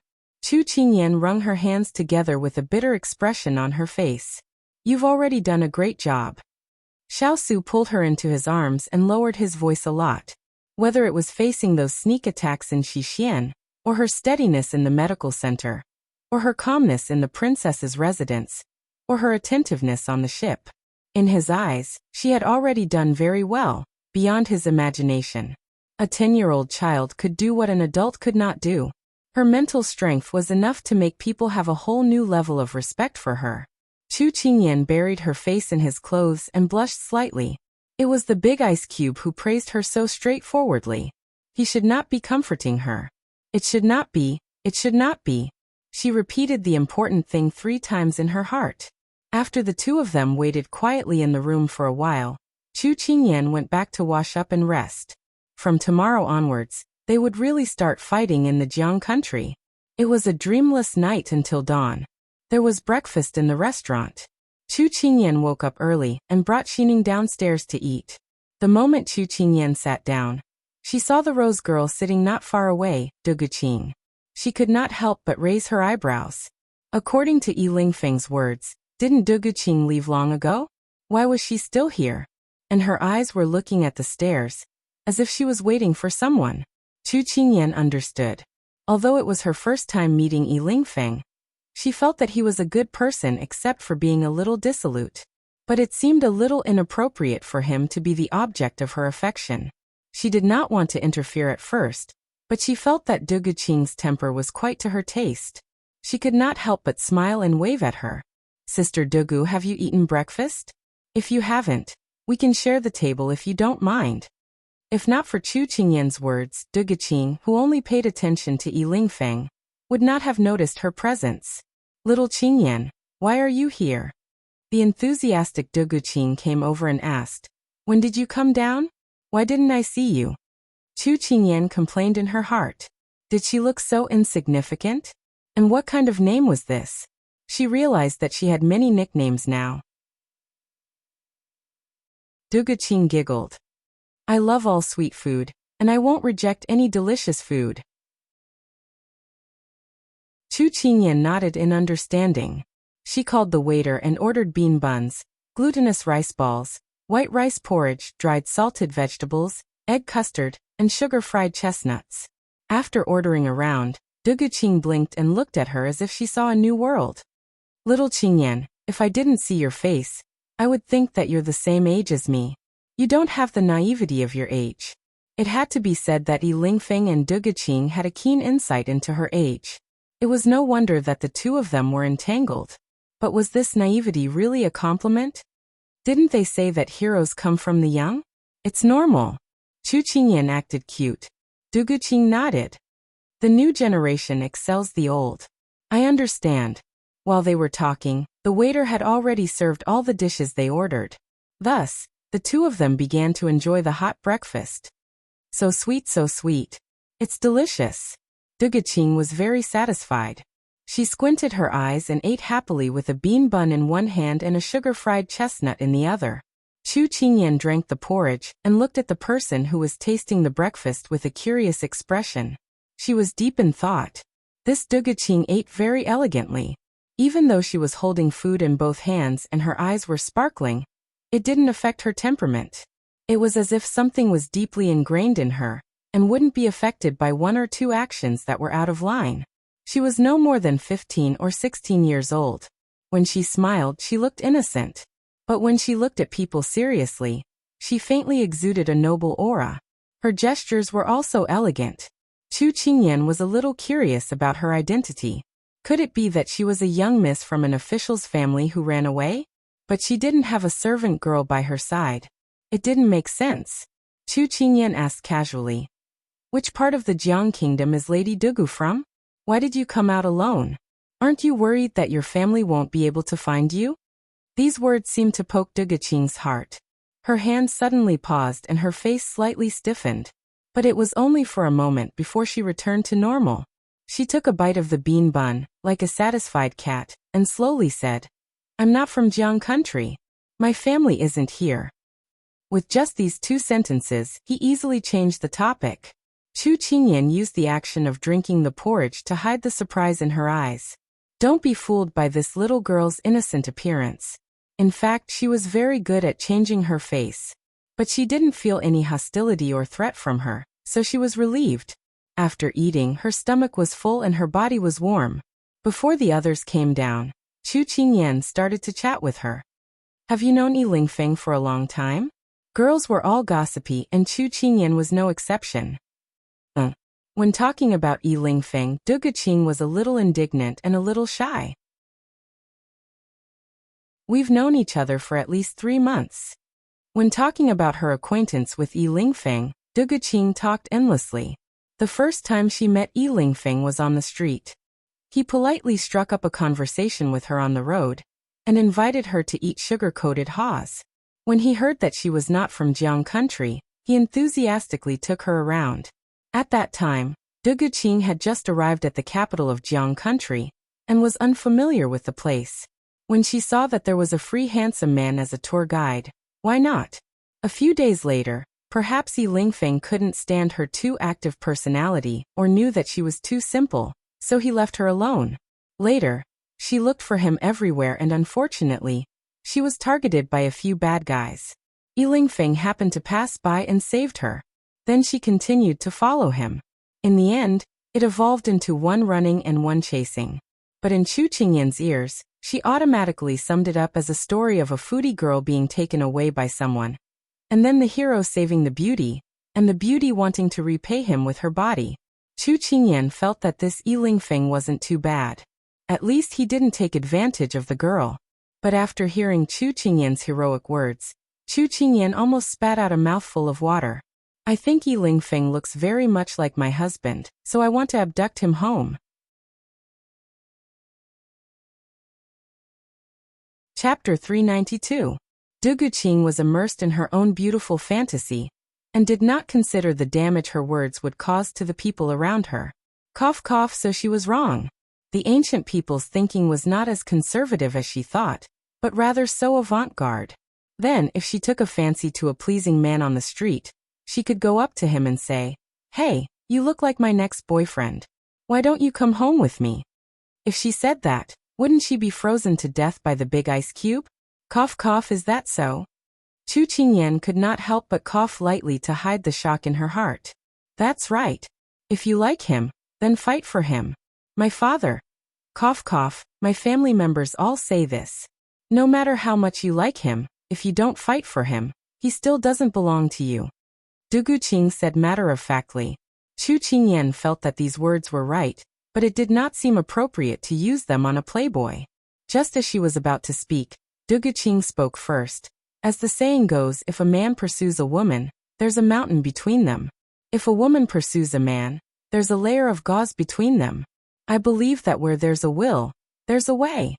Looking at her clenched fists, eager to try, Chu Qingyan felt that dreams were plentiful, but reality was bony. However, this was her choice, and she could not interfere. She only hoped that Yi Lingfeng would not go overboard and hurt such a brave girl. But for some things, the more you want it to go in the direction you want it to go, the more it will like to go in the opposite direction. The world was unpredictable, just like that. Not long after, everyone went downstairs. Chu Qingyan still wanted to say something to her, but when she turned around, she did not see anyone. She saw Du Guqing at the stairs with her hands clasped in front of her, looking virtuous as she said to the people who just came downstairs, "Big brother Lingfeng, did you sleep well last night? I just ate breakfast here. I think the red bean bun and sugar-fried chestnuts are delicious. I recommend you." Yi Lingfeng drank too much last night, and was still not in the right state. Suddenly, he heard this ghostly voice and immediately woke up in fright. He turned his head and saw a pair of sparkling eyes, as if they were demonstrating to him. He suddenly wanted to vomit blood. Could it be that his words yesterday were ignored by her? "Why are you still here?" Yi Lingfeng's tone was not very good. He had a bit of a temper when he woke up. No matter if it was his parents or anyone else, he had never given them any face. There was once an unwritten rule in the Yi residence. The young master was easy to talk to at any time, but never provoke him when he had just woken up, because at that time, He would no longer be a charming young master with an air of immortality, but a demon. Perhaps she was startled by Yi Lingfeng's tone, but before she could answer, he had already walked past her. So fierce. Du Guqing muttered softly, but it's flavorful. I like it. When you like someone, no matter good or bad, they are all merits in your eyes. Soon, she came back to life and went to his side to watch him eat breakfast. Yi Lingfeng seemed to be used to her clinginess. But he was still angry about waking up, so he ate and ignored her. Xiao Su was a step later than Yi Lingfeng. When he came downstairs, Chu Qingyan had already ordered his usual food for him to eat. He could enjoy it as soon as he sat down. Father Chu impolitely snatched the steamed bun from his son-in-law's hand. Facing his daughter's speechlessness, he acted like it was natural. Because other people's things are better than mine, so the steamed bun in son-in-law's hand will definitely be more fragrant than mine. Everyone's acceptance of Father Chu's fallacy increased, but Yi Lingfeng looked at this scene with a bit of surprise. With Xiao Su's skills, a mere steamed bun shouldn't have slipped up so easily, right? Unless he didn't care at all. It can't be. This Father Chu was so stupid. Was he worth being treated like this? He remembered that in the past, Feng Yi and him wanting to steal things from Xiao Su's hands was seeking death. This Father Chu was not only alive, he could even properly enjoy his things. It really was strange. Hua Ling and the others glanced at Yi Lingfeng, who looked like he was struck by lightning. They were also abused like this in the past, so they got used to it. However, there was now another member of the abused army, so it was worth celebrating. Perhaps because of Du Guqing, Yi Lingfeng wasn't as enthusiastic towards Cheng Yanluo as when they first met. He was probably afraid that Du Guqing would say something without thinking and ruin his glorious image. However, it could also be because Yi Lingfeng saw that Cheng Yanluo wasn't as enthusiastic and shy as the other girls. Seeing that he was just a passerby, he didn't have the heart to provoke him. After everyone finished eating, they prepared to get on the carriage. Chu Qingyan walked out of the inn and saw two people standing to the side. Du Guqing and Yi Lingfeng. Big brother Lingfeng, aren't you going back to the capital? I'm going the same way, how about we go together? Du Guqing asked with a smile. Yi Lingfeng felt his temples ache. Go back the same way you came.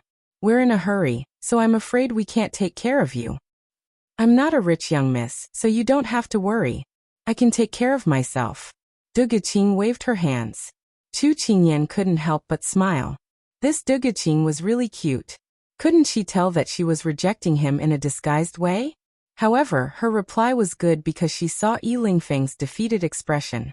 Everything had its vanquisher. Miss Dugu, do you want this young master to tell you directly that I can't bring you along? It's better to leave some leeway for us to meet again in the future. Yi Lingfeng felt that if he brought her along, he wouldn't have any peaceful days along the way. Therefore, he couldn't care less about his usual tender and protective nature. This Du Guqing was the most difficult woman he had ever met in his life. She was second to none. But I lost my maidservant, and my traveling expenses were stolen. I am alone and have no relatives. Are you really willing to leave me in such a terrible place? Tears quickly filled her eyes. A beauty full of tears, so delicate and pitiful that I couldn't help but feel pity for her. When Yi Lingfeng heard this, he sighed. Forget it, it's not like we can't go together, but you have to promise to stay at least 3 steps away from me. Du Guqing immediately nodded with tears in her eyes, looking very sincere. Yi Lingfeng then went to arrange a carriage for her. When Du Guqing walked in front of Chu Qingyan, she was stopped by her. Did you lose all your things? I have some money here, you can keep it with you first. Chu Qingyan was about to let Xining take out her purse.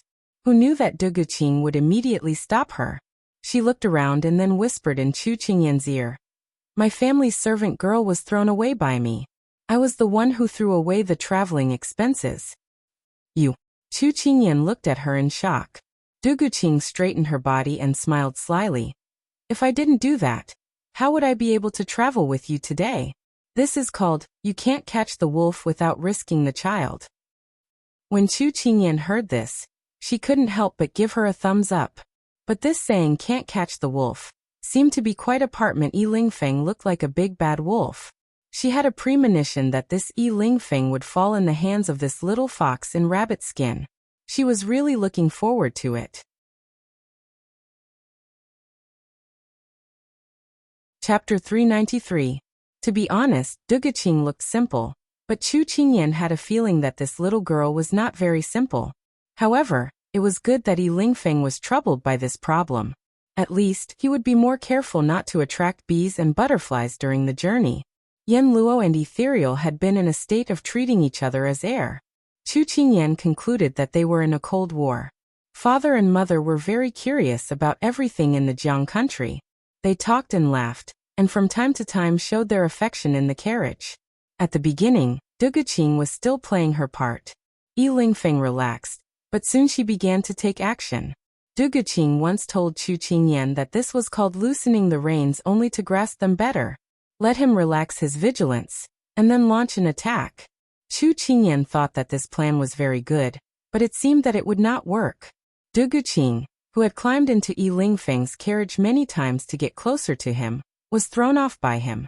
The journey was difficult, but because of these small episodes, it became less boring. On this day, the group stopped to rest halfway. Chu Qingyan did not want to go out because it was too windy outside, so she pulled Xiao to play chess in the carriage. Xining boiled a pot of water and came to pour tea for them. "Master, do you know what happened today?" Xining asked excitedly while pouring tea.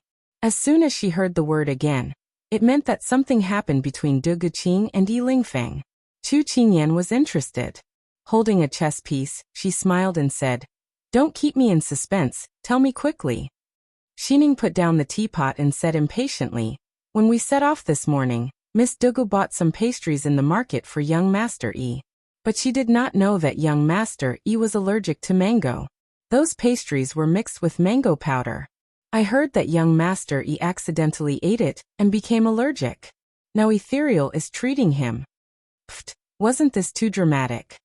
Chu Qingyan couldn't help but smile and shake her head. Duguqing was probably on the verge of tears. After Xining retreated, Chu Qingyan placed a chess piece, tilted her head and asked, "Big Ice Cube, is young Master E always so, passionate to women outside?" Chu Qingyan originally wanted to use amorous remarks, but after thinking about it, this person was his good friend after all. It was better for her to save some face. When she paused, Xiao knew what she wanted to say.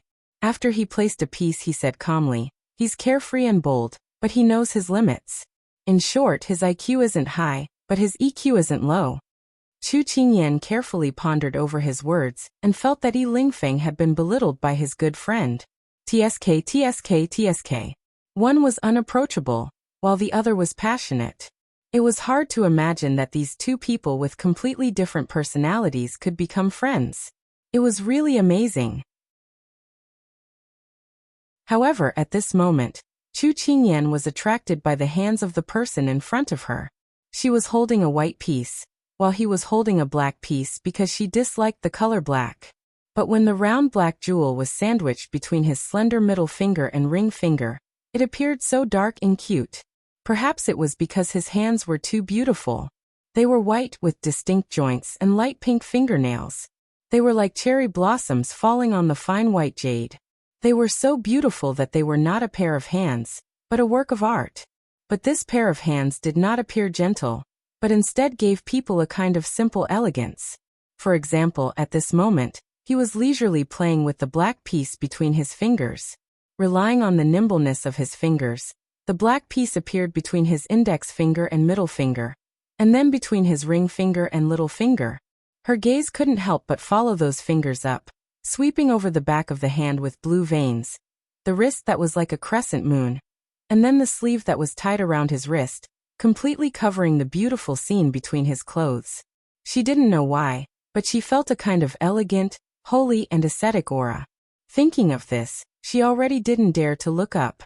After waiting for a long time for her to place a piece, Xiao leaned against the wall of the carriage, looking at her with a leisurely expression. "You still want to regret your piece?" His voice was like jade colliding, deep and magnetic. Chu Qingyan was slightly startled and couldn't help but look up at him. Just sitting there casually, his expression was indifferent, but it couldn't hide the elegance of his body, as well as the light in his eyes. Chu Qingyan suddenly thought of these words. Elegant, carefree, and elegant. If it was before, these words would not be related to him at all. But after leaving the Sichuan, he was no longer so dull and his eyebrows were no longer tightly knit. If he used to look like a 30-year-old man, he now looked like a 20-year-old man with the demeanor that a 20-year-old man should have. Even if you see a flower on my face, I won't let you regret your peace. The deep and magnetic voice sounded again. Chu Qingyan quickly averted her gaze. How could she continue to stare at him like this? She secretly despised herself in her heart. Even if there was a beauty in front of her, she still had to sit still. Who said I'm regretting my piece? I'll place it now. Chu Qingyan, who was rushing to get a piece, did not notice that she had just been seriously teased by the big ice block. When Chu Qingyan calmed her emotions and prepared to place a piece, she found that she had already lost the city gate. The white piece had suffered a crushing defeat. No wonder the big ice block had asked her if she was regretting her piece. She had no choice but to regret it now. Therefore, the people not far from the carriage heard the words coming from inside. Give me a 5-step advantage. Not a single step. Give me a 4-step advantage. 3 steps. Good. Deal. Then after a while, there was another conversation from inside. If I had known, I would have played again. 3 steps can't bring the dead back to life. Even if I gave you a 10-step advantage, you still have no power to resist. How can I be as good at chess as you? She humbly asked for advice. Some things are innate. You can't change it. It's not as good as IQ. With his poisonous tongue, Qingyan lost. You. But this can be made up for later. What the hell? Another military book. I won't read it. The people outside could vaguely imagine the scene of their young Wangfei being bullied by their masters again. It was simply too vivid. Du Guqing inevitably heard the conversation between Xiao Su and Chu Qingyan outside. She was envious. If her family's Yifeng could also treat her like this, then she would be satisfied. After brewing the medicine, Du Guqing immediately brought it in. This was her first time brewing medicine. It could be said that it hurt her brain. She knew how to play the zither, go, calligraphy and painting, but she didn't know how to serve people. Yi Lingfeng, who was red all over because of his allergy, didn't notice who handed him the medicine. He only wanted the allergy to disappear quickly, so that it wouldn't affect his image as an elegant young master. Therefore, after receiving it, he put it in his mouth without looking. Du Guqing saw his actions and her heart was filled with anticipation. She had just brewed this medicine and hadn't tasted it yet. She didn't know if it would have a soft taste.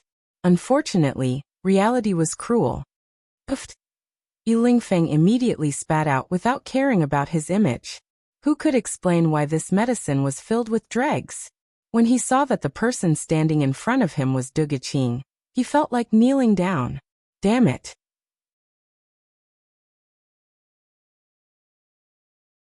Chapter 394. During dinner, they heard that Yi Lingfeng's illness had worsened. Not only was he allergic, but he also caught a cold. Chu Qingyan said worriedly to the person beside her. Big Ice Cube, is it because we were in such a hurry that young Master Yi's body couldn't take it? Xiao Su didn't stop picking up food. It has nothing to do with being tired. Just focus on eating and ignore him. Chu Qingyan ate a mouthful of white rice. Big Ice Cube was still as cold as ever. However, she thought about it in her heart. Yi Lingfeng was sick, and that gave Du Guqing a chance to take care of him and serve him. Chu Qingyan felt that she was being evil, but she believed that Du Guqing, who was even more evil, would not let go of such a good opportunity. But when she was about to go out for a walk after dinner, she heard Xining's report. It turned out that Yi Lingfeng was not sick because of fatigue, but because of anger. And it was all thanks to the domineering Du Guqing. Du Guqing, who had never served anyone before, did not know how to boil medicine. The first time, she boiled the medicine into dregs. The second time, one of the herbs was missing. She did not know the importance of the herb, which made the allergy worse. Then she felt sorry and took out Yi Lingfeng's clothes to wash. Then Yi Lingfeng was miserable. In ancient times there were no washing machines or dehumidifiers. How could winter clothes dry easily? So when he finished bathing and wanted to change his clothes, He found that the small box was empty except for a note saying, "I was wrong, I atone for my sins, I will wash your clothes clean." Oh my God! Are you sent by heaven to punish me? Yi Lingfeng covered his eyes. He had never seen such an idiotic woman. So young Master Yi, who had no clothes to wear, caught a cold wrapped in the quilt. At that time, Ethereal saw his sick appearance and sighed. Young Master Yi, when I saw you a few years ago, you were strong and strong. Why is your body so weak now? Could it be that his body was really hollowed out by beauty? Yi Lingfeng read the meaning in Ethereal's eyes, and closed his eyes immediately. Duguqing, when we reach the capital, I will send you away. He was a man of his word. After Chu Qingyan finished listening to the story, she began to piece it together in her mind. It was a youthful idol drama about a silly girl chasing after an unlucky guy. Because they were about to reach the capital of the Jiang Kingdom, they could feel that the closer they were to the capital, the more solemn the towns were. The patrolling soldiers at the checkpoints were also more formal. As the heart of the country, it should be more protected. Therefore they slowed down their pace, worried that they would attract attention. On this day, they stopped in a town closest to the imperial capital. It had to be said that this Yi Lingfeng was truly a rich second generation. Because almost every place they stayed was a courtyard of Yi Lingfeng's family, and this time was no exception. Yi Lingfeng and Big Ice Cube went to the study to discuss something while Chu Qingyan strolled alone in the yard. Although the weather in Jiang country was so cold that it made people shiver, she had been practicing martial arts diligently recently. Her body was much more resistant to the cold than before. Chu Qingyan stood in the yard for a while, then turned around and saw Duguqing. She greeted, "Sister Dugu, where are you going?" Hearing someone call her, Duguqing stopped in her tracks. She carefully protected the plate in her hands and turned sideways. Seeing that it was Chu Qingyan, her eyes curved into crescents. "So it's little Qingyan. What are you doing here?" "Just taking a walk." Chu Qingyan walked over and saw the plate that she treated like a treasure. She couldn't help but be curious. "What are you holding in your hands?" Duguqing followed her gaze and looked at the plate in her hands. Chu Qingyan didn't know if she had seen wrongly, but she actually saw a trace of shyness flash across Duguqing's face. "These are the pastries I made for Big Brother Lingfeng. I heard that he is in the study now, so I took them to make afternoon tea for him." Duguqing held the plate and smiled sweetly. Chu Qingyan smiled. Duguqing was indeed a little girl in love. The word sweet was overflowing in her words. But when she saw Duguqing's figure disappear in the corridor, Xining walked to her side. She looked a little embarrassed. She raised her eyebrows in surprise. "You went to put out the fire? How did you end up in such a sorry state?" Xining's face was mournful. "Mistress, this servant just came back from the kitchen. Miss Dugu had just burned down the kitchen. This servant also helped everyone put out the fire." Chu Qingyan didn't think that she would hit the nail on the head. She blinked and admired in her heart. This Duguqing was indeed powerful, very powerful. "Go change your clothes. Also, call Jin Xian over. I have something to ask him." Chu Qingyan patted Xining's shoulder and let her go back. Xining complied. Looking at her body covered in dust, she wanted to cry but had no tears. She only wanted to make a bowl of lotus seed soup for her mistress. Why was she so unlucky? Chu Qingyan watched Xining leave with a pensive look in her eyes. She had to quickly improve her martial arts. Perhaps it would be useful in Jiang country. Her intuition had always been very accurate. "Old brother, my mother is urging me to give birth to a big fat son for her again." Yi Lingfeng's face was very dejected. He should have been a handsome young man like Panin, but now his face was swollen with small pink bumps because of allergies. His very handsome appearance had been ruined. If it was in the past, he would definitely attract the attention of women. Unfortunately, with his current appearance and the 9-foot-tall man sitting in front of him, Xiao Su, he didn't even notice his grievances. It's normal for Auntie to have such considerations. "You're already 18. Xiao Su casually replied. Not only did his good friend not comfort him, he even hit him when he was down. Yi Lingfeng put away his emotions and wanted to open his folding fan. However, when he touched his waist, it was empty. He then remembered Ethereal's warning that he shouldn't be exposed to wind these few days. Otherwise, it would be detrimental to his condition. He couldn't help but sigh. So what if I'm 18? Isn't it better to be free and unfettered like this? It's time for you to restrain yourself, Xiao Su suggested. He had heard the little fellow's evaluation of Yi Lingfeng before.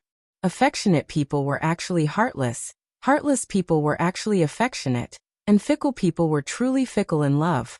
He thought that Yi Lingfeng wasn't hopeless. You think you're so great because you have a fiancé? Yi Lingfeng immediately glared at the person in front of him. Didn't you and Feng ignore me in the past?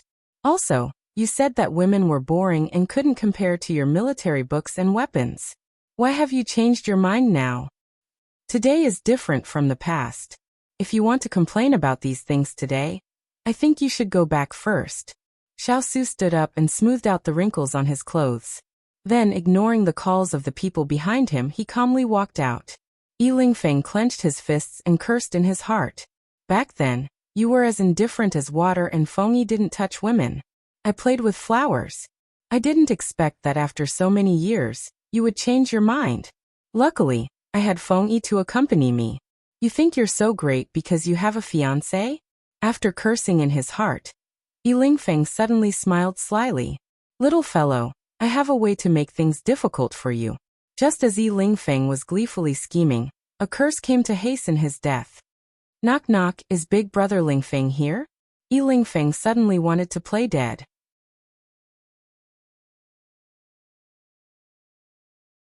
Chapter 395. Big Brother Lingfeng? Du Guqing called a few times outside the door, but did not hear a response. She wondered if something had happened to him. Her heart panicked, and she kicked the study door. At this time, Yi Lingfeng did not want to pay attention to it, but thinking that it would be ungentlemanly, he got up and prepared to open the door.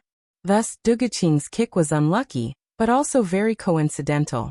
Yi Lingfeng did not know that waiting for him was a flying kick.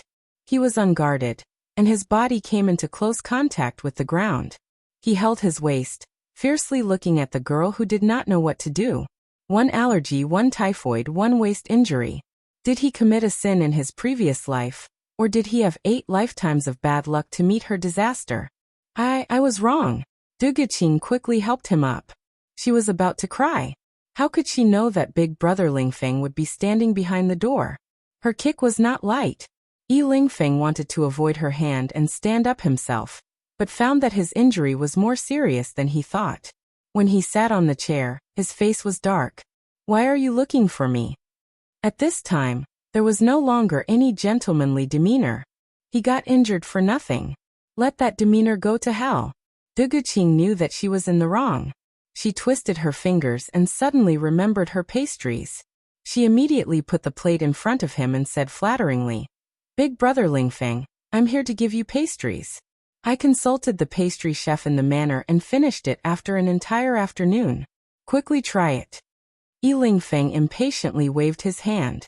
At this time, his waist was hurting so much that he wanted to kill someone. His tone was not any better. You don't have to do these things anymore. Just let the servants do it. Du Guqing did not hear the displeasure in his voice, but continued with a smile. I'm very happy to be able to do something for you. Saying this, she opened the lid. Yi Lingfeng felt very helpless. This person did not understand. Some things should be stopped at a certain point, just like him and those girls before. But Yi Lingfeng forgot that those girls he met before were also shrewd. Even if they were not experts in the field of love, they were still experienced in it. Both sides just took what they needed. But the one in front of him was the first girl he provoked who did not know the ways of the world. She did not want anything, just to stay by his side. Unlike those girls in the past who wanted his money and status. Why did it become like this? I clearly cut them into pieces. Du Guqing wanted to take out a piece and pass it to him, but when she saw the clumps of sticky rice cakes on the plate, she didn't know where to start. Didn't you check before you came? The corners of Yi Lingfeng's eyes twitched. It was his first time seeing such an ugly pastry. It was simply unbearable to look at. I brought it over as soon as it was done. I wanted you to be the first to see it. No matter how thick-skinned she was, she still felt how shameful it was to display such terrible culinary skills in front of her sweetheart. Yi Lingfeng felt that he was already hopeless. He wanted to take the opportunity to mock her a few more times to make her give up, but for some reason, his gaze fell on her hand that was tightly holding the plate. He remembered that 3 months ago, that pair of fair and clean little hands were very cute and chubby. Now they were covered with all kinds of scratches and a few of her fingers were swollen like carrots. The displeasure in his heart disappeared in an instant, and was replaced by a thick and complicated feeling and helplessness. There's a blue medicine bottle in the 3rd compartment. Bring it over. Yi Lingfeng ordered her. Du Guqing still hadn't recovered from her shame when she heard his command. She subconsciously walked over. When the medicine bottle was brought back, she reacted. Do you want to apply medicine? She thought back to how he bumped into it not lightly. Yi Lingfeng took the bottle from her hand and said, Stretch out your hand. Du Guqing was a little stunned. But seeing him so serious, she subconsciously stretched out her hand. Her sleeves were a little long. Yi Lingfeng held her hand and rolled up her sleeves. Without rolling them up, he didn't know that there were a few long scratches on the back of her hand. On her fair skin, it was especially conspicuous. He was used to seeing women's slender, smooth, and gentle beauty. But this was the first time he held a pair of hands that could be said to be pig trotters and carefully observed them. He felt a little funny, but also a little sympathetic. When his fingers rested on her wrist, Du Guqing's fingers trembled. First, it was because of the pain. Second, it was because she had exposed her ugly side in front of her sweetheart. She wanted to withdraw her hand, but he held it firmly. Fortunately, he had avoided those wounds. Otherwise, it would have been one disaster after another for her. She was about to open her mouth to ask him to let go when she heard him ask, Why are there so many wounds? After asking, he took out a sweat towel and carefully wiped the ashes on her fingers. He didn't raise his head to look at her. Du Guqing wasn't that nervous. She said indifferently, Because I'm a little stupid and haven't come into contact with decocting medicine, washing clothes or making pastries. So I hurt myself. But I was going to go to Miss Cheng's place today to apply some ointment. You don't have to worry.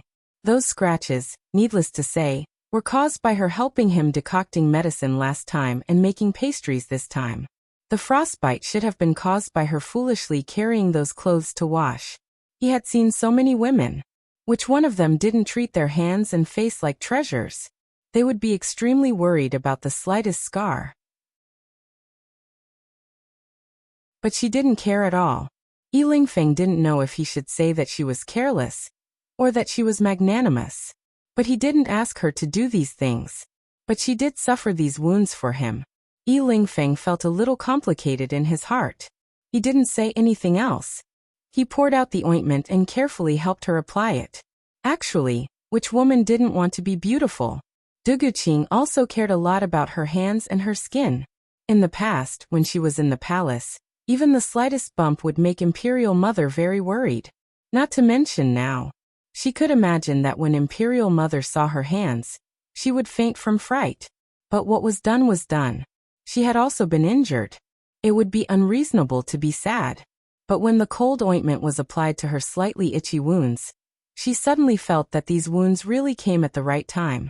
Right now he was sitting while she was standing.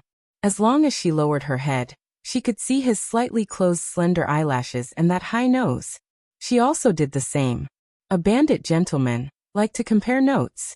These 8 words were simply tailor-made for him. Have you seen enough? She subconsciously replied. Not yet. Once the words came out, she closed her mouth. How did a person with his head lowered know that she was looking at him? Did he have eyes on the top of his head? Yi Lingfeng ignored her words. He closed the bottle and instructed, Don't let it touch water for the next 2 or 3 days. How can it not touch water? I still want to cook for you. Du Guqing said a little anxiously. There's no need to cook. Yi Lingfeng looked at the sticky rice cakes and said through gritted teeth. He had already been tormented enough in this period of time. He didn't want his organs to be injured again.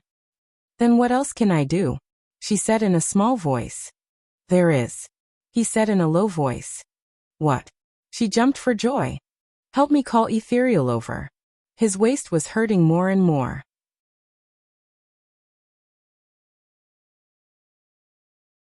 Chapter 396. Thus on this day, a rumor spread like wildfire in the family's courtyard. Lady Dugu had given a plate of pastries to their young master, and for some reason, their young master was injured. Lord Ethereal was then called in for treatment. Word spread from mouth to mouth, and the rumor grew bigger and bigger until it got out of hand. In the end, Lady Dugu had personally made a plate of pastries for their young master. Their young master was touched, and the two of them had sex in the study. In the end, Lady Dugu was too aggressive and injured their young master's waist. Thus, they hurriedly called in Lord Ethereal to the study for treatment. From this, it could be seen that the ancient people's imagination and ability to tell stories were comparable to modern people's ability to gossip. However, the servants who had helped put out the fire were filled with admiration for their young master. To be able to arouse their young master's interest in pastries like that, they had to admit that their young master's taste was truly strange. When Yi Lingfeng heard the rumor, his waist hurt even more. Lady Dugu felt wronged. How could she possibly force herself on him? But if there was a chance in the future, she did not mind giving it a try. Yi Lingfeng did not know what the young lady was plotting. He only felt that there was a sinister wind blowing behind his back. Back to that afternoon. After Xiao Su left Yi Lingfeng's study, he returned to his room but did not see Chu Qingyan. The courtyard was only so big. Where could she have gone? At this moment, Xining, who had just changed her clothes, passed by and was summoned into the room by Xiao Su. When she found out that her mistress was fighting with Jean Xian in the courtyard, her interest was piqued. She stood up and walked towards the courtyard. Before she got close, she heard the sound of swords clashing. He slowly walked to the side of a large tree, one hand behind his back and the other bent in front of him. His gaze fell on the two people fighting in front of him. Chu Qingyan turned around and stabbed her sword towards Jean Xian's lower body. She then sat down with her legs spread apart. Jean Xian leaped up, and his long sword drew a sword flower, as if there were dozens of swords rushing towards her. She didn't panic at all. She slapped the ground with one palm and jumped up. She held her sword in front of her body. When his long sword was in front of her, she slashed it fiercely. Jean Xian didn't expect her to give up defense and choose to attack. His eyes flashed with appreciation. But in the end, Chu Qingyan still lost because she didn't have enough internal energy. Chu Qingyan wiped the sweat off her forehead and said to Jean Xian, "Your swordsmanship has improved a lot." Jean Xian's gaze swept past her and looked at the person behind her. He said in a tone that was neither servile nor overbearing, "It's all thanks to your highness' guidance." Only then did she realize that there was someone standing behind her. Following Jean Xian's gaze, she was a little surprised. "You and young master Yi have finished talking about business?" She didn't even think about it and walked towards him. At this time, Jean Xian nodded in his direction and left. "He's been bored out of his mind recently. There's no business," Xiao Su said indifferently. He didn't have the slightest awareness that he had hurt his good friend. Chu Qingyan nodded. This Yi Lingfeng was indeed quite unreliable. But she also seemed to have discovered something. In the past, he would only use one word to reply and never two.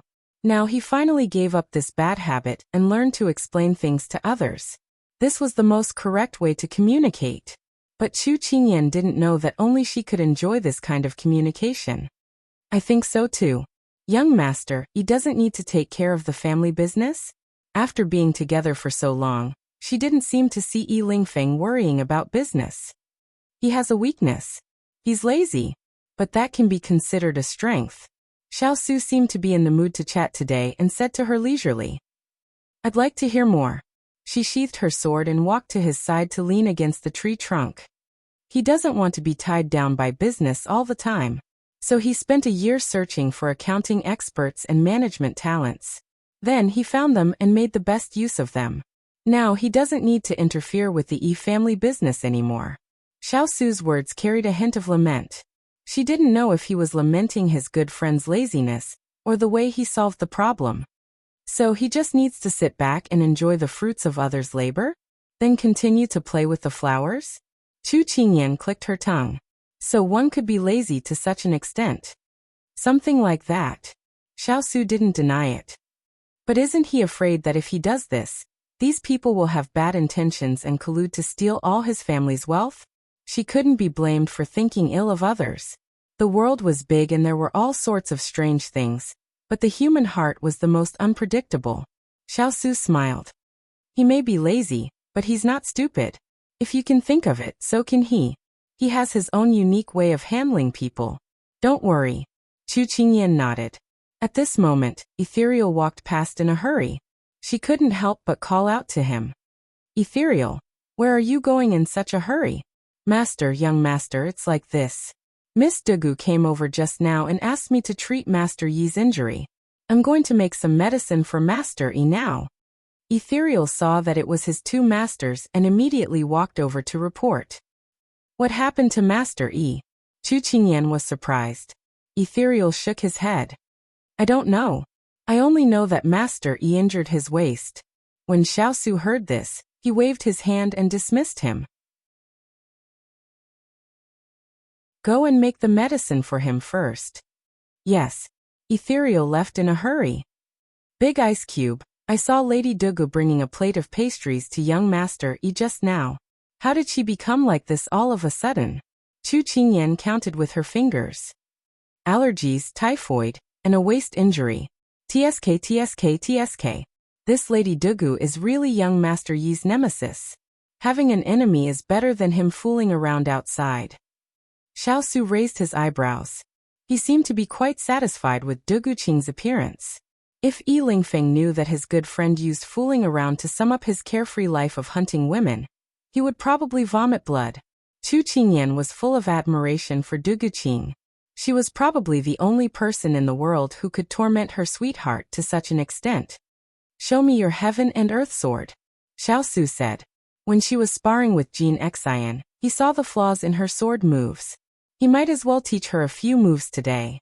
Chu Qingyan, who was in a daze, unsheathed her sword when she heard him.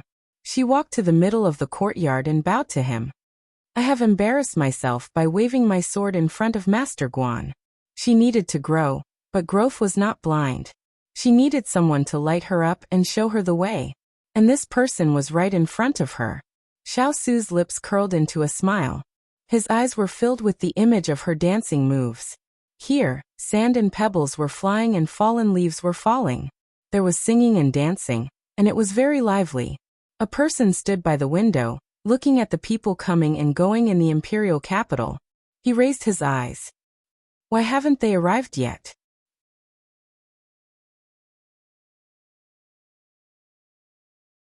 Chapter 397.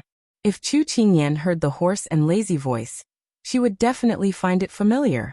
Young master, according to the news from our spies, Xiao group disappeared when they arrived at the capital of Junlan. Now they are nowhere to be found. Xuanqi Zimo reported from the side. This group of people had suddenly disappeared from under their noses.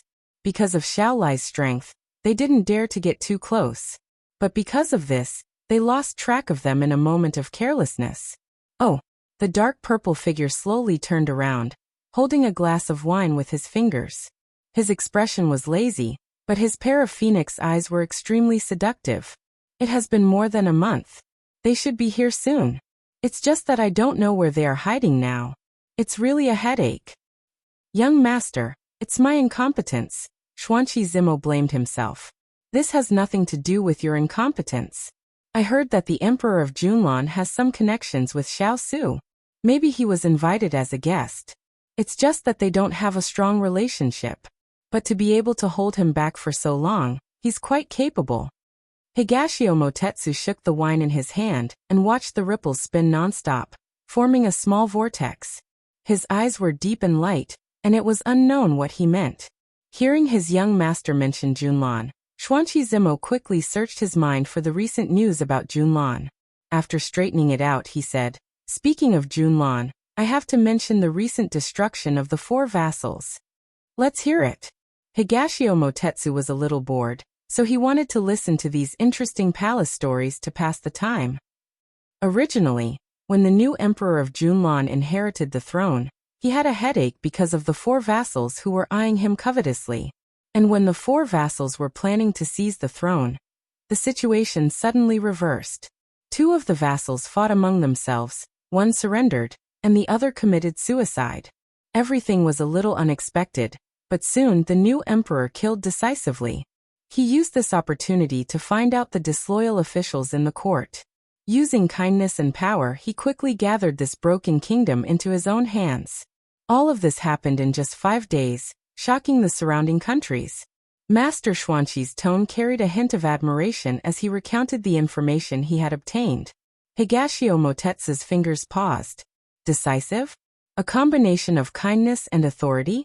Act quickly? It was originally a plate of loose sand, but suddenly, an invisible hand appeared and gathered them together. With a flip of his hand, he could summon clouds and rain with a flip of his hand. Apart from him, who else would have such courage?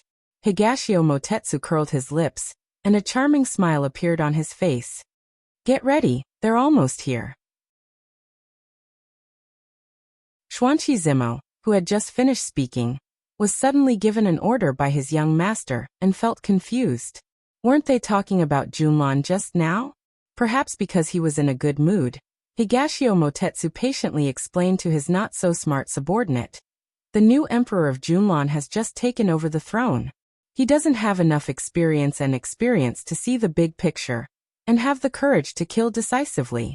There are only 2 possibilities for him to be able to set up a chain of plans in one go and catch the 4 vassals in one net within 5 days. First, he hid his strength and bided his time, waiting for this decisive attack. Second, he had the help of an expert behind him, and he caught the thieves off guard. Xuanqi Zimo was awakened by this and suddenly shouted.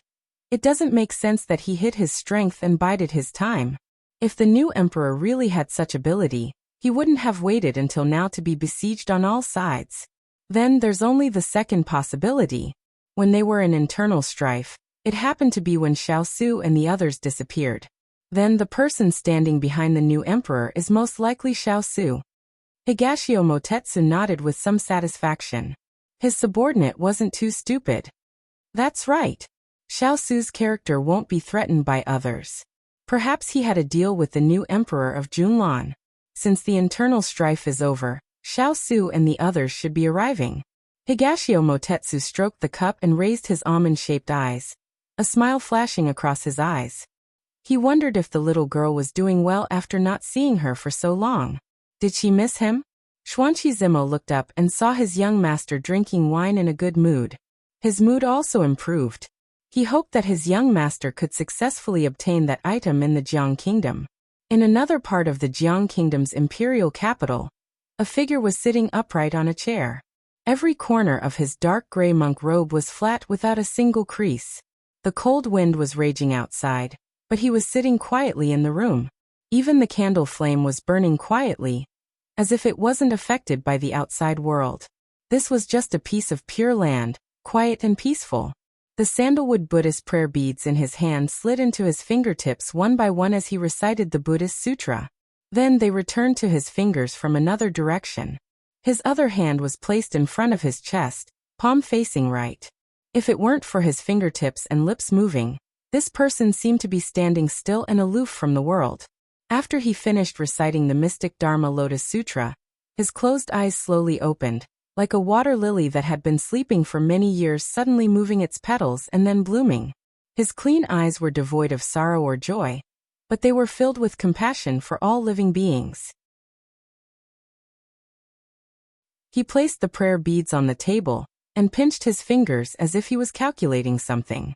Finally, his lips curved slightly. She was already in the Jiang Kingdom. He believed that she would arrive in the imperial capital soon.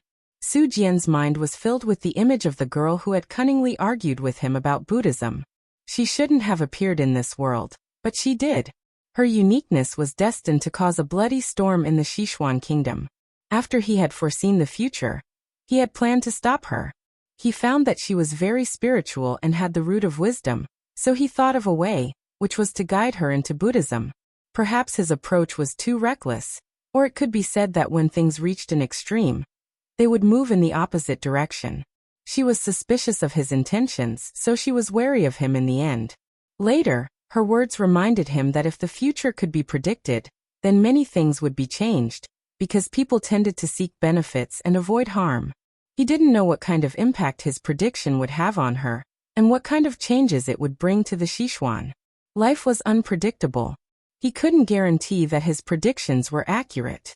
Now that the King of England had disappeared in the Sichuan kingdom, the situation in the Sichuan kingdom would change because of this. But he didn't try to predict what would happen next, because she said that fortune-telling was inaccurate, because fate couldn't be predicted. At this moment, a young monk knocked on the door and walked in. He bowed to Su Jian and then said respectfully, "Master Su Jian, our abbot said that there will be a Dharma conference tomorrow. He hopes that Master Su Jian can give a lecture to the benefactors who will come to listen to the Dharma if you have time." "Young master, you can reply to the abbot. I will be there tomorrow." Su Jian nodded politely. "Thank you, Master Su Jian. I will take my leave." The young monk retreated. "King of England, Benefactor Chu, I will wait for you here."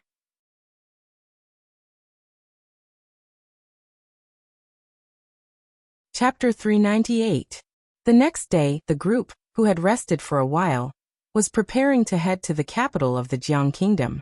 However, they were informed that the capital would not be open to the public for the next 2 days, and citizens were forbidden from entering or leaving. Although Chu Qingyan and the others were surprised, they had no choice but to stay in the courtyard for 2 more days. Everyone who was about to leave sat in the main hall, drinking tea and discussing matters. "Why is the city being sealed off all of a sudden?" Chu Qingyan frowned.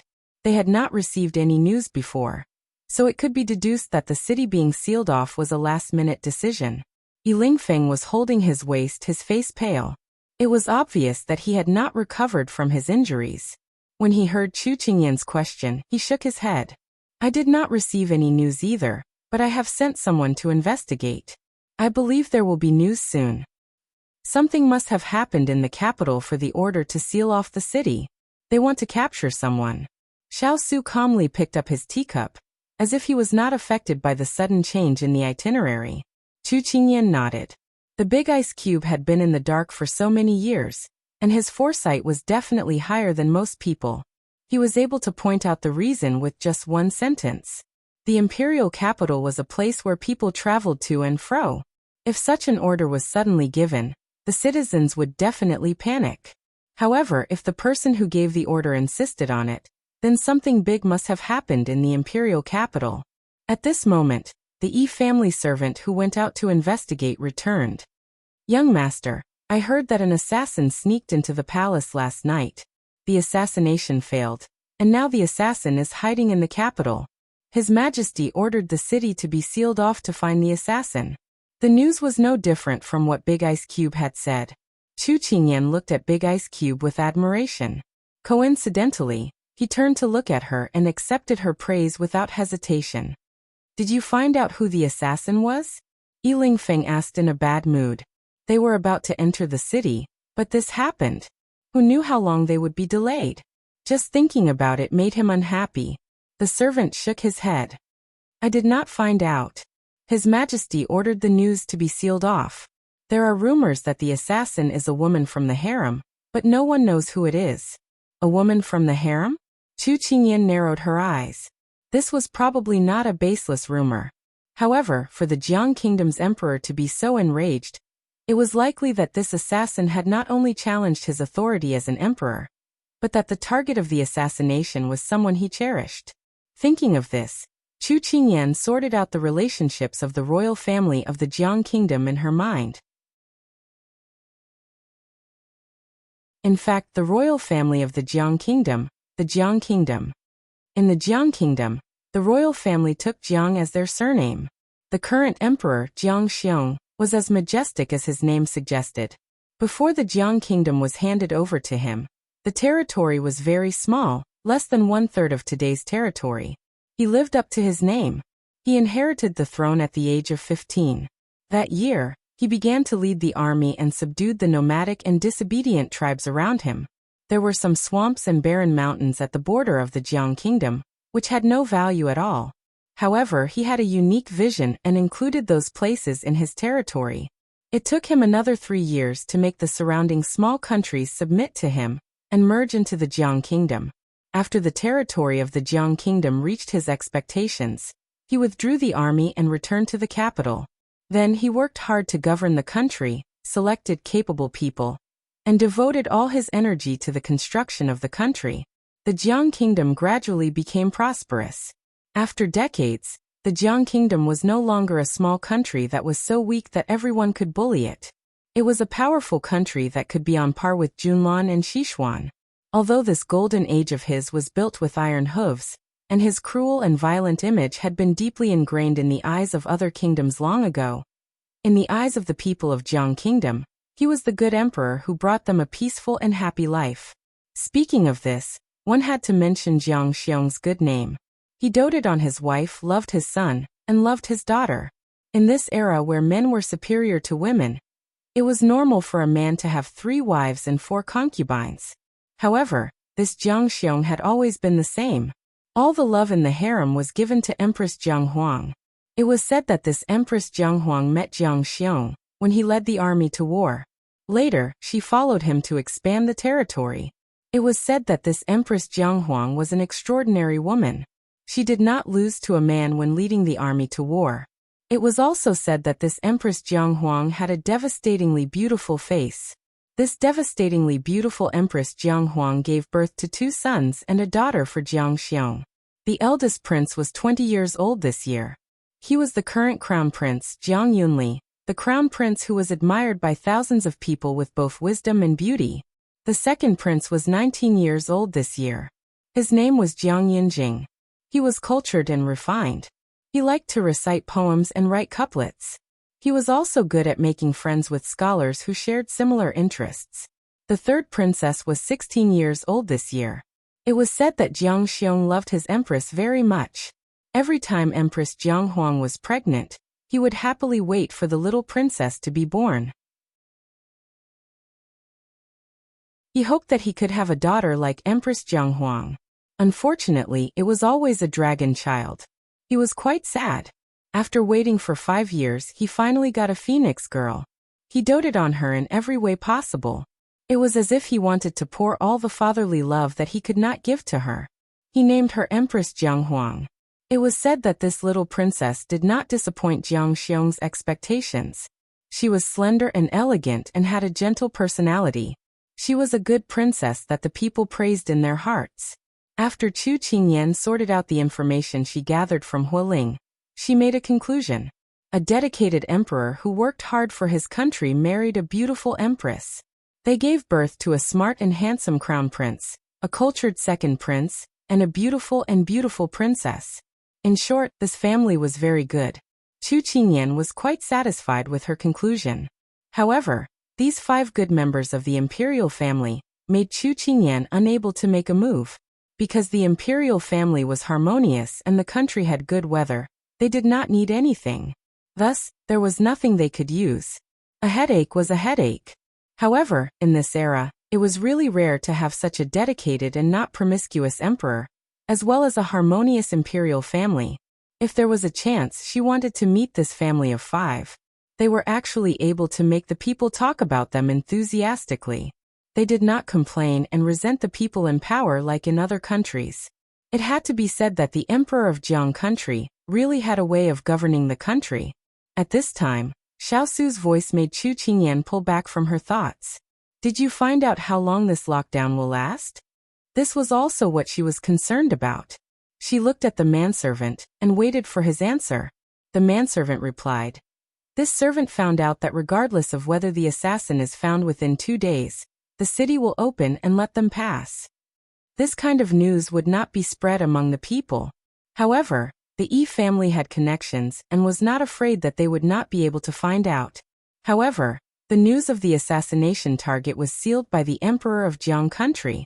However, the Emperor of Jiang country did not know about it because there were only 3 women in the imperial palace: Empress Dowager Jiang, Empress Jiang, and Princess Jiang. She was thinking whether this assassination would be a breakthrough for them to find the ice crystal flower.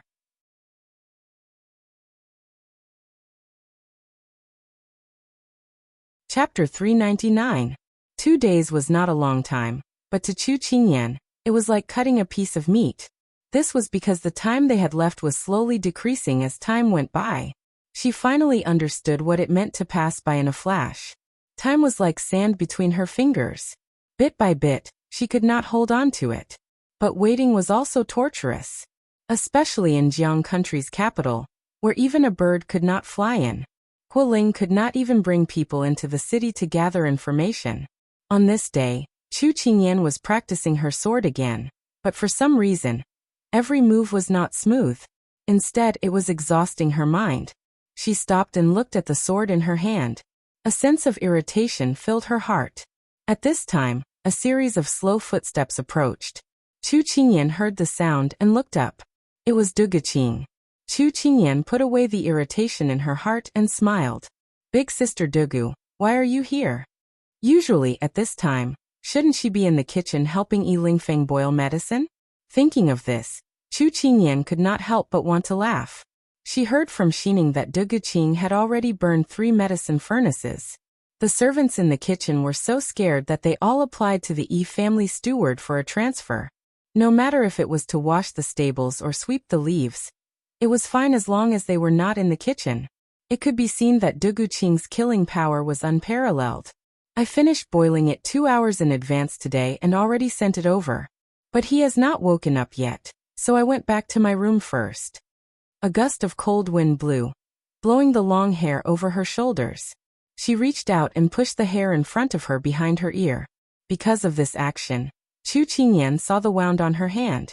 Although it was bandaged, it was still hard to not see the deep and shallow scratches. Chu Qingyan's eyes moved slightly. This young miss who usually did not do any household chores could do this for the man she liked. It was already very admirable. But it was a pity that she did not know if that man would be moved. Little Qingyan, I was going to go back to my room, but I saw you practicing your sword here, so I came over. Duguqing did not notice her gaze on her hand as she leaned against the tree trunk behind her.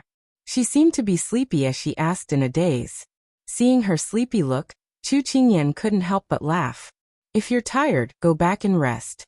What are you doing here? She brewed the medicine 2 hours earlier, and it was only dawn today. It could be seen that she didn't sleep much last night.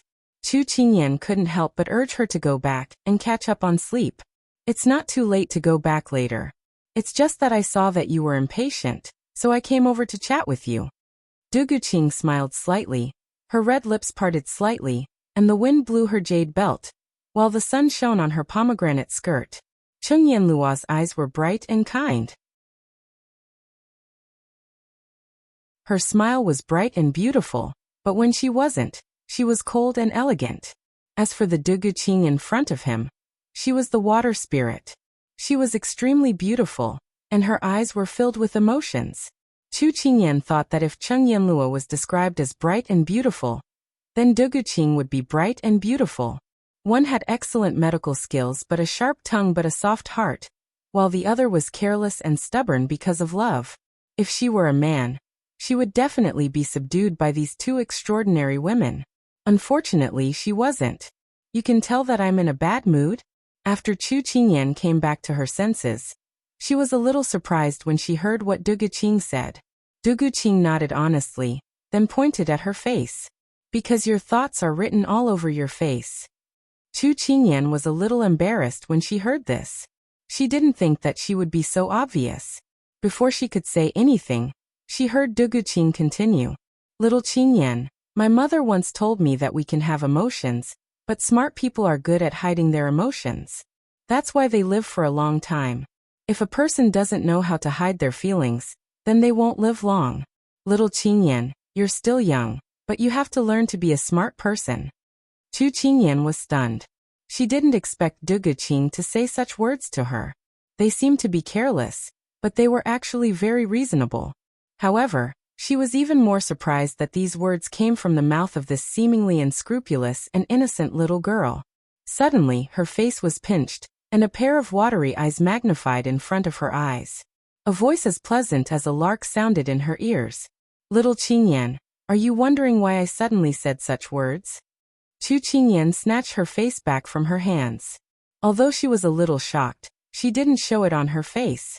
She raised her eyebrows and said with a smile, "Are you trying to say that you're just a little fox pretending to be a pig to eat a tiger?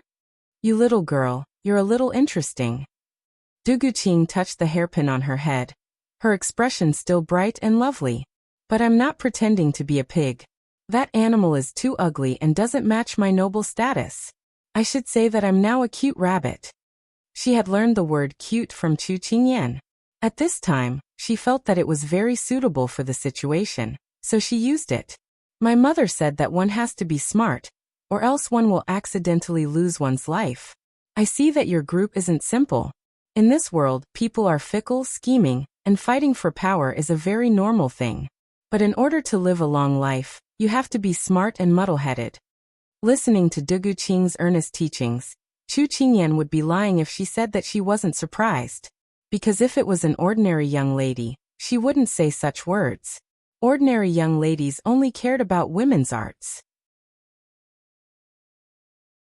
How would they understand these fights for power?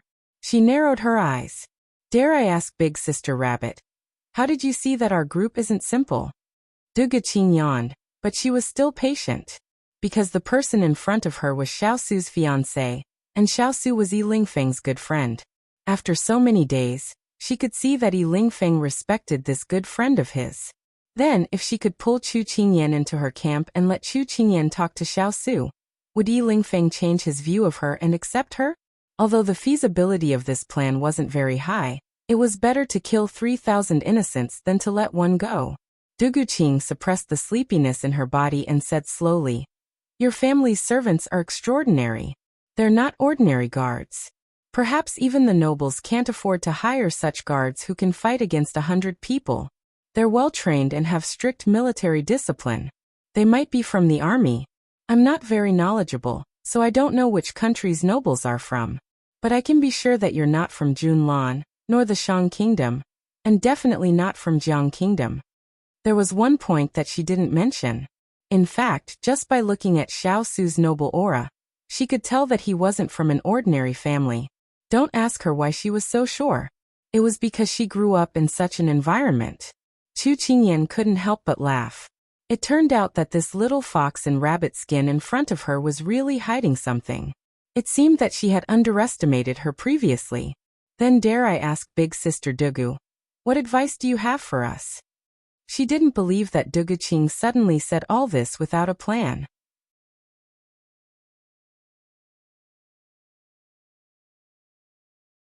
Chapter 400. I don't dare to advise you. Duguqing waved her hand casually, then suddenly leaned close to Chu Qingyan with a faint smile on her face. "Little Qingyan, can you do me a favor? Say it, help me get it, no matter what." Chu Qingyan was taken aback by the sudden enlargement of her face. Could this elder sister not be so flustered? Her watery eyes flickered with evil intentions. "This favor is very simple. Tell your fiancé to tell him to speak to Yi Lingfeng. Advise him not to be a womanizer outside, and then cherish the people in front of him." Hearing this, Chu Qingyan leaned against the tree trunk even more leisurely, her eyes full of kindness, a sly smile flashing across her lips. She pretended to be surprised and said, "How do you know about my relationship with the big ice cube?" Duguqing raised her brows and smiled. "Little Qingyan, everyone has eyes and ears. You didn't deliberately hide it, so it's very easy to find out." Chu Qingyan nodded in understanding. "But you forgot one thing. We haven't gotten married yet, so I can't do this pillow talk." She spread out her hands in distress, expressing her helplessness. "Why are you such a blockhead? Don't be so formal when doing things. You can just indoctrinate him normally." Duguqing was exasperated at her failure to live up to her expectations, and poked her forehead with her finger. Chu Qingyan cursed in her heart. She was just taking the opportunity to tease her, but she was caught by her to educate her. It seemed like she had really shot herself in the foot. She avoided her finger and said calmly, "It's not impossible, but you said to cherish the person in front of you. Where is the person in front of you?" Duguqing heard this and immediately retracted her naughty finger. She pinched her handkerchief with both hands and returned to her gentle and ladylike appearance. She blinked her eyes delicately. "Little Qingyan, I am. Chu Qingyan felt like she was going to vomit out last night's dinner. Sister Dugu, don't you think that sometimes it's more useful to do it yourself than to have others help? Although the two of them were just fooling around, she still believed that the relationship between a man and a woman depended on the efforts of both parties. If others interfered, it was very likely that it would be more of a hindrance than a help. If I could do it alone, I wouldn't have to lower myself to ask for your help. The lovely and moving person suddenly became delicate and pitiful. Her bright and beautiful smile became worried in the blink of an eye. Isn't Yi Lingfeng known as the capital's most affectionate man? Why can't I move his heart after doing so much? Seeing that we can enter the imperial capital tomorrow, I'm afraid that once we enter the city, he will turn his back on me and abandon me in the blink of an eye. Chu Qingyan thought about their interactions along the way.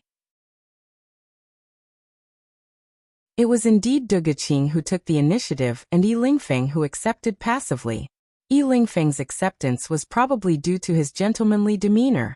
However, Yi Lingfeng remained indifferent towards such a great beauty throwing herself at him. This made Chu Qingyan have a whole new level of respect for him. However, Chu Qingyan didn't understand Yi Lingfeng. He believed that he was very principled.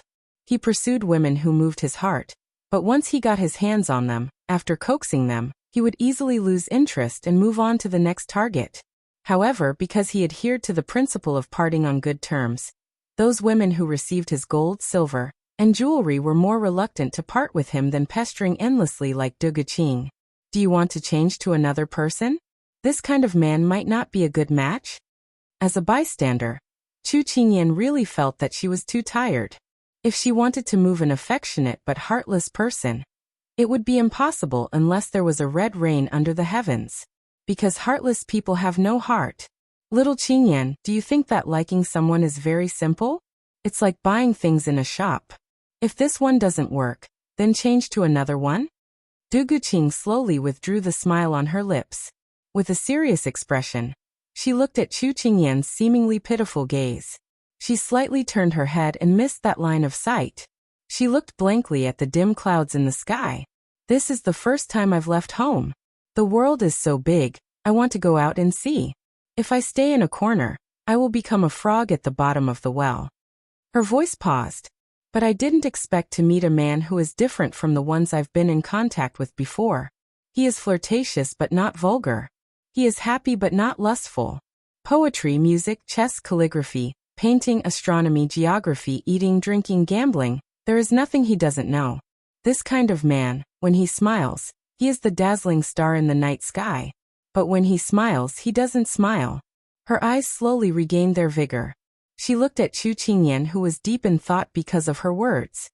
Although I know that he might not be a good match, I still want to try. Although it is silly to be a moth to a flame, but what if it can melt a cold heart? I don't have any good points, but I won't turn back until I hit the south wall. The smile on her lips slowly widened, but her voice was a little soft. In the past 15 years, I have never been willful. I want to see how far I can go if I am willful this time. Chu Qingyan couldn't help but think of a sentence. In a person's life, there should be a journey that one can take as they wish, and a love that is willing to sacrifice oneself. And Du Guqing's words just so happened to perfectly explain this sentence. Okay, I'll give it a try. Whether I can succeed or not depends on my luck. Chu Qingyan looked at her calmly.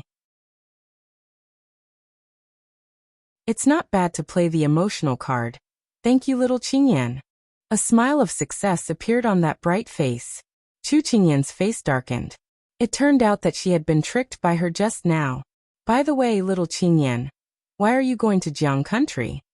Seeing little Qingyan's face change because of her words, Du Guqing immediately changed the topic, wanting to gloss over it.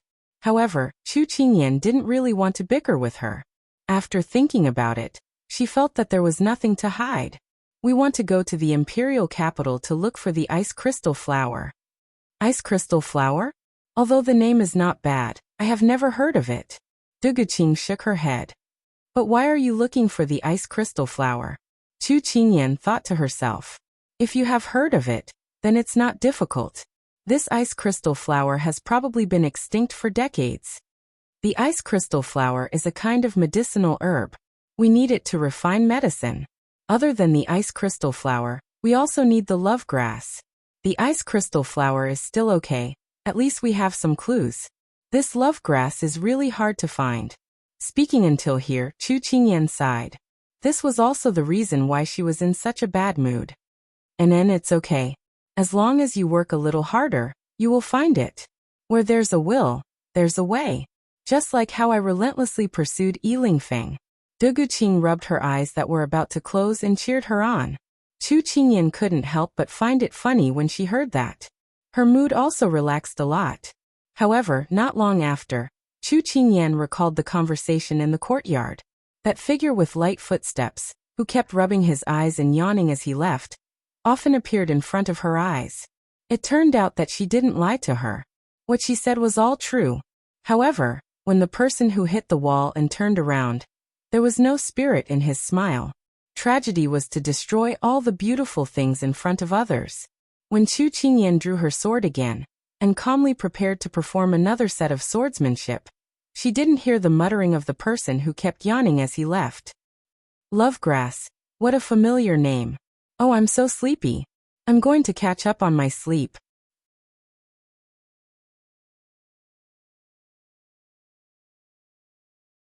Chapter 401. The weather was getting colder. This was Chu Qingyan's first winter in ancient times, but it was colder than any winter she had experienced before. It might snow in a few days, Cheng Yanluo murmured as she looked into the distance. Snow. Chu Qingyan caught on to these two words, and her interest was piqued. I have never seen snow in my entire life. Cheng Yanluo heard her energetic voice and pursed her lips into a smile. You little girl, you're already wrapped up like a bear. When it snows, you won't even want to go out. Besides, it'll be even colder when the snow melts. Can your little body withstand it? Chu Qingyan almost exploded when she heard her teasing. I'm not that weak. Recently, I've been practicing martial arts and my body's ability to withstand the cold has improved a lot. This little wind and cold isn't a problem for me at all. Oh, then you. Cheng Yanluo deliberately stopped talking and looked her up and down. Chu Qingyan could clearly feel her malicious gaze. She lowered her head and looked at the 3 layers of clothes she was wearing. She was filled with grief and anger. She didn't stay any longer, and turned to walk towards the culprit. I don't need to wear so much. I'm not afraid of the cold. She tugged at his sleeve and said with a sad face. Actually, even without Yanluo's reminder, she almost couldn't recognize herself when she saw the round person in the mirror. She really did look like a mini bear, and a chubby one at that. Is that so? The clear voice raised the last syllable with a hint of suspicion. Yes. She stiffened her neck and replied stubbornly. She thought that he would ignore her, but unexpectedly, when she raised her head to peek at him, a pair of ink-black eyes enlarged in front of her. Little girl, do you know why you don't feel cold? Why? Chu Qingyan stammered as she replied. The reason why people feel cold is because they wear too little clothes. The reason why you don't feel cold is because you wear enough clothes to withstand the cold. If you don't want to catch a cold again, then wear them obediently. Xiao Su's gaze swept across her somewhat dull eyes. He raised his hand and patted her head. Then he straightened up and walked to a chair at the side to sit down. When Chu Qingyan came back to her senses, before she could respond, she heard a stifled laugh. Chu Qingyan turned around and glared at Cheng Yanluo, who was shaking with laughter. She only looked away when she saw that Cheng Yanluo had left. However, when Chu Qingyan turned to look at the person in front of her, her mind was no longer on the question of whether to wear more or less clothes. Her eyes were fixed on him. Perhaps no one knew that the man who was so busy every day, who only cared about the people, the court, and the royal family, would one day be discussing the issue of winter clothes with a girl in an unfamiliar and inconspicuous place. It was a world of difference. No one would believe him if he said it out loud. But it was happening right in front of him. And no one except her would see such a domestic conversation. Chu Qingyan tilted her head and sized up the person in front of her. His eyes were calm, without the sharp and cold look he had when they first met more than half a year ago. It was as if his sharpness had been ground away by the tribulations again and again. Washed away like this, It was as if only a calm and leisurely air was left. But she knew that such a person, regardless of whether he had walked from the clouds to the quagmire, could not hide his luxuriousness. For some people, it was their looks that made people unable to forget them. For some people, it was their talent that made people unable to forget them. However, in this world, there was a kind of person who could ignore his looks and inner qualities. With just a glance, he would be unforgettable for no reason. This kind of person could only be encountered by chance. But such a person was right in front of her eyes. Pa! A drop of cold water fell on her face, waking her up with a start. Big Ice Cube, what are you doing? She wiped the water droplets off her face and said gloomily. He retracted his finger and said with amusement, I'm trying to wake you up. Don't be in a daze again. Chu Qingyan snorted and sat down beside him. Sister Yanluo took your pulse just now and said that the snake kiss poison has entered a dormant period. You shouldn't wake up before the time limit is up. But she said that you must not use your internal energy and must not have too many emotional fluctuations. Otherwise, you might not be able to suppress the poison. When it came to serious matters, she did not seem like an ignorant 10-year-old girl. She looked serious and serious like an adult. Qingyan. Xiao did not respond to her. Instead, he called out softly. His tone seemed to be mixed with a trace of helplessness, amusement, and affection. What's wrong? She wanted to say something, but he interrupted her. It was as if her long curly hair was stuck. She could only raise her head and ask. He suddenly stretched out his hand and gently touched her eyebrows with his plump index finger. It was no longer as cold as before. Instead, it was warm with the fragrance of ink as he stroked her eyebrows. Child, don't become an old woman in advance. She had said these words more than 7 or 8 times, but each time, it seemed as if it was the first time she had been so serious and cautious. He saw the deep creases between her eyebrows and couldn't help but want to smooth them out. He wanted her to live a carefree and happy life, not a life of worry and fear. Unfortunately, he couldn't do it in the end. Chu Qingyan slapped his hand away and said angrily, You're complaining that I'm long-winded. Spit out. The word spit out meant annoyance. He knew that she always had these wonderful words in her words. Qingyan, let nature take its course. I'll fight for what I have to fight for. You don't have to put pressure on yourself.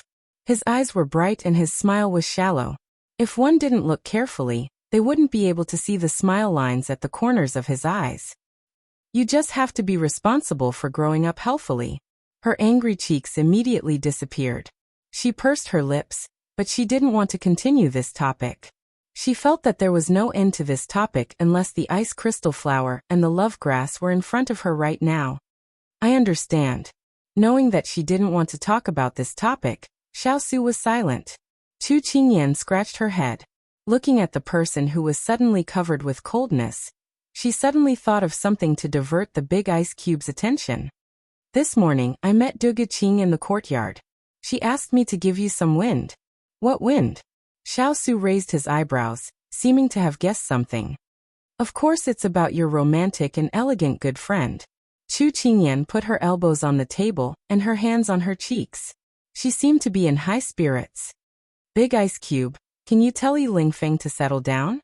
He's not young anymore. It's time to settle down. Don't think about those girls all day. If you let down a girl's good intentions, you'll be struck by lightning. You can also do a good deed.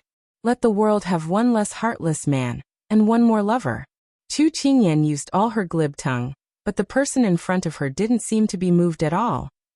I never meddle in other people's affairs. Xiao made her speechless. It seemed that she couldn't do what Duge Qing asked her to do, but she was a little depressed.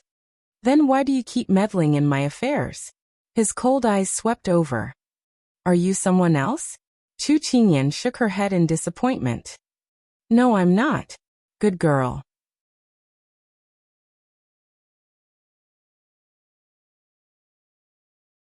Chapter 402.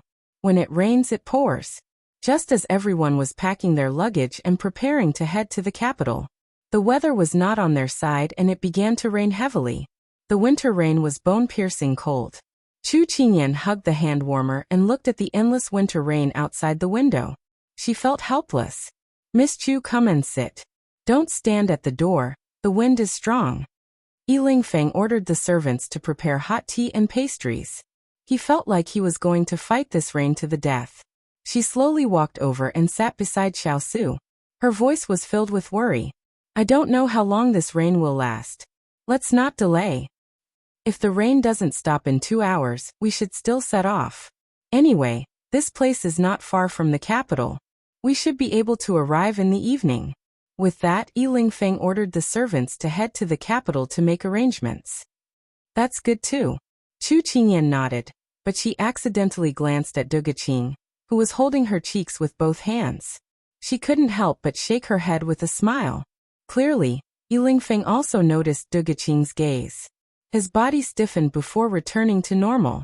He chatted cheerfully with Xiao Su beside him. For some people, the more you respond to them, the more they jump. If you ignore them, they will stop thinking about you. However, Yi Lingfeng didn't understand Du Guqing. She was the kind of person who became braver the more she was defeated. The sound of the rain covered the voices of the young people in the room. If it wasn't for the anxiety in her heart, Chu Qingyan would feel that this kind of place, this kind of environment, actually gave people a feeling of peace and comfort. Little Feng, is your waist better? After Mr. Chu finished the pastries and tea, he turned to look at Yi Lingfeng, who was standing not too far away.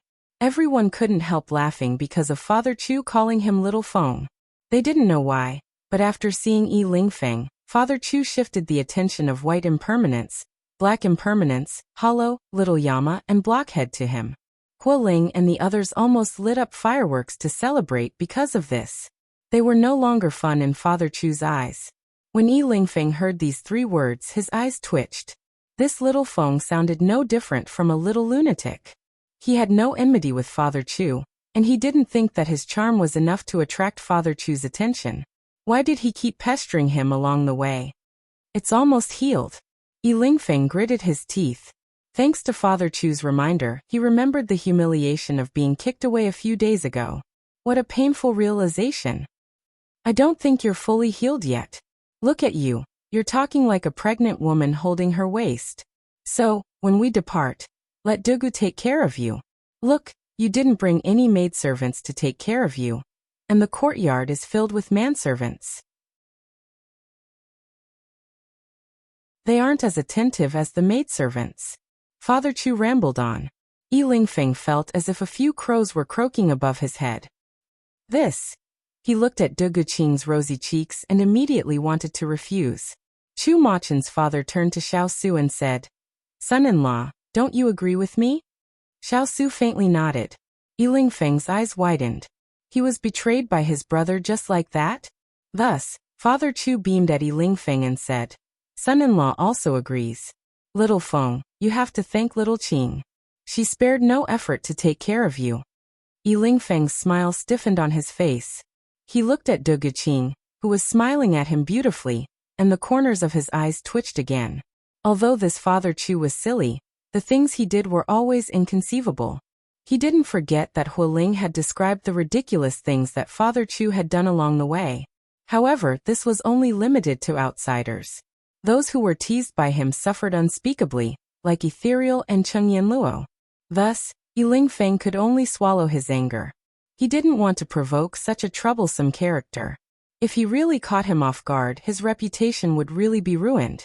Thus, Yi Lingfeng tacitly agreed to Father Chu's suggestion. Chu Qingyan, who had witnessed all of this, didn't know what her father was up to.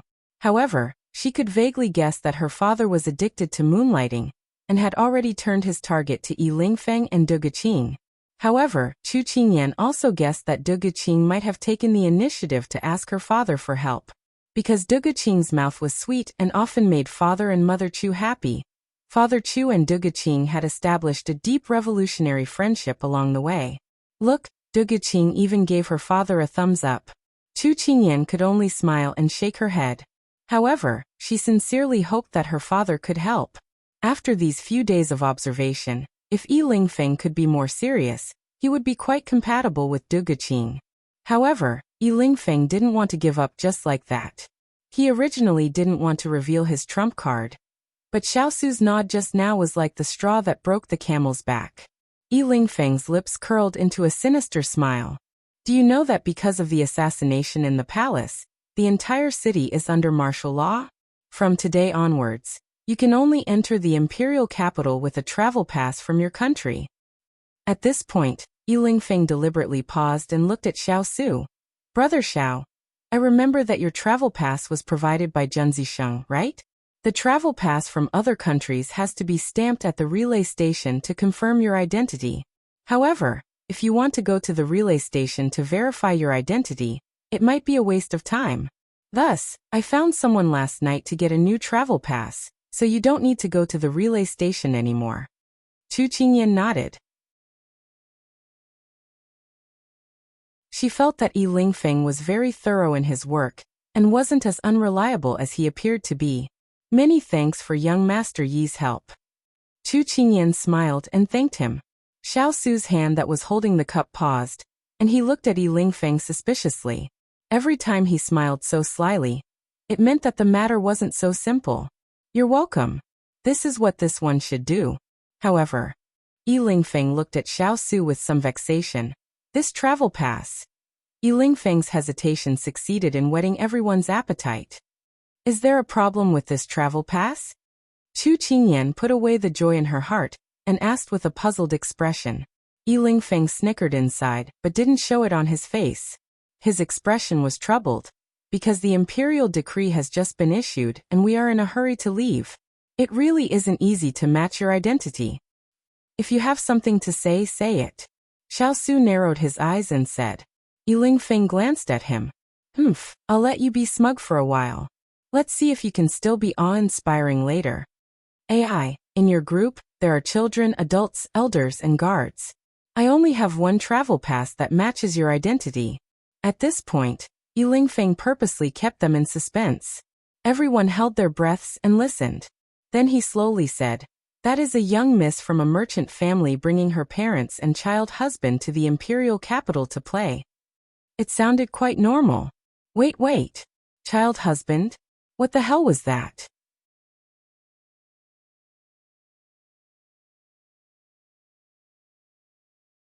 Chapter 403. Just like that, 2 hours passed and the rain gradually became lighter.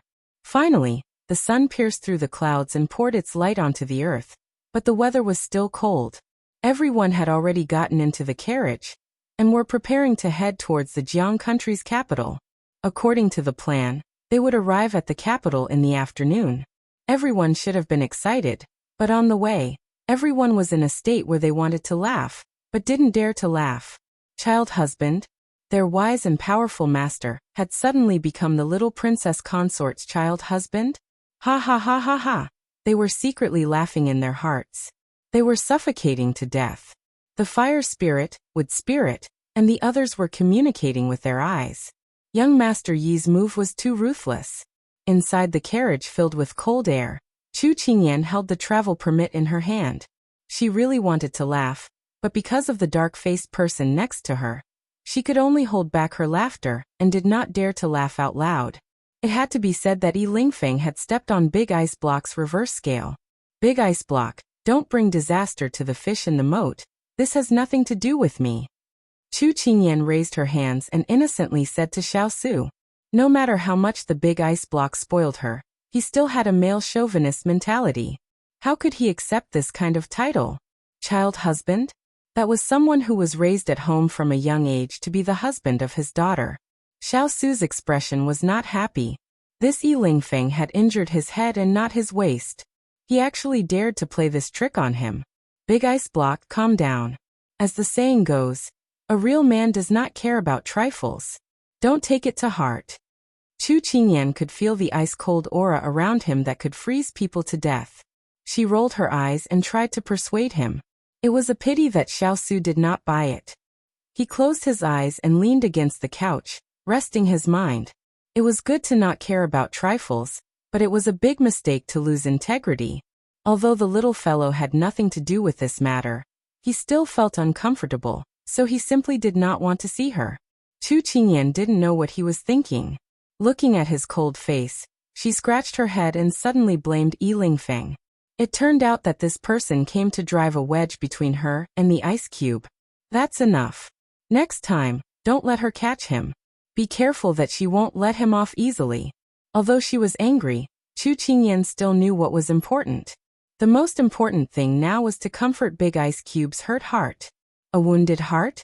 If Xiao Su knew about this, he would probably snort disdainfully. What a joke. Was such a small matter worth him getting hurt? Chu Qingyan kept the travel permit and leaned forward. She asked in a soft voice, Big Ice Cube, are you angry? No, Xiao Su replied casually without opening his eyes. His voice was hard, and it was obvious that he did not mean what he said. Chu Qingyan scratched her head. What was the Big Ice Cube angry about? Was it because he felt that being a child husband was a disgrace to him? The Great Lord? She didn't think much about it. She reached out and hugged his arm, pressing her body against his.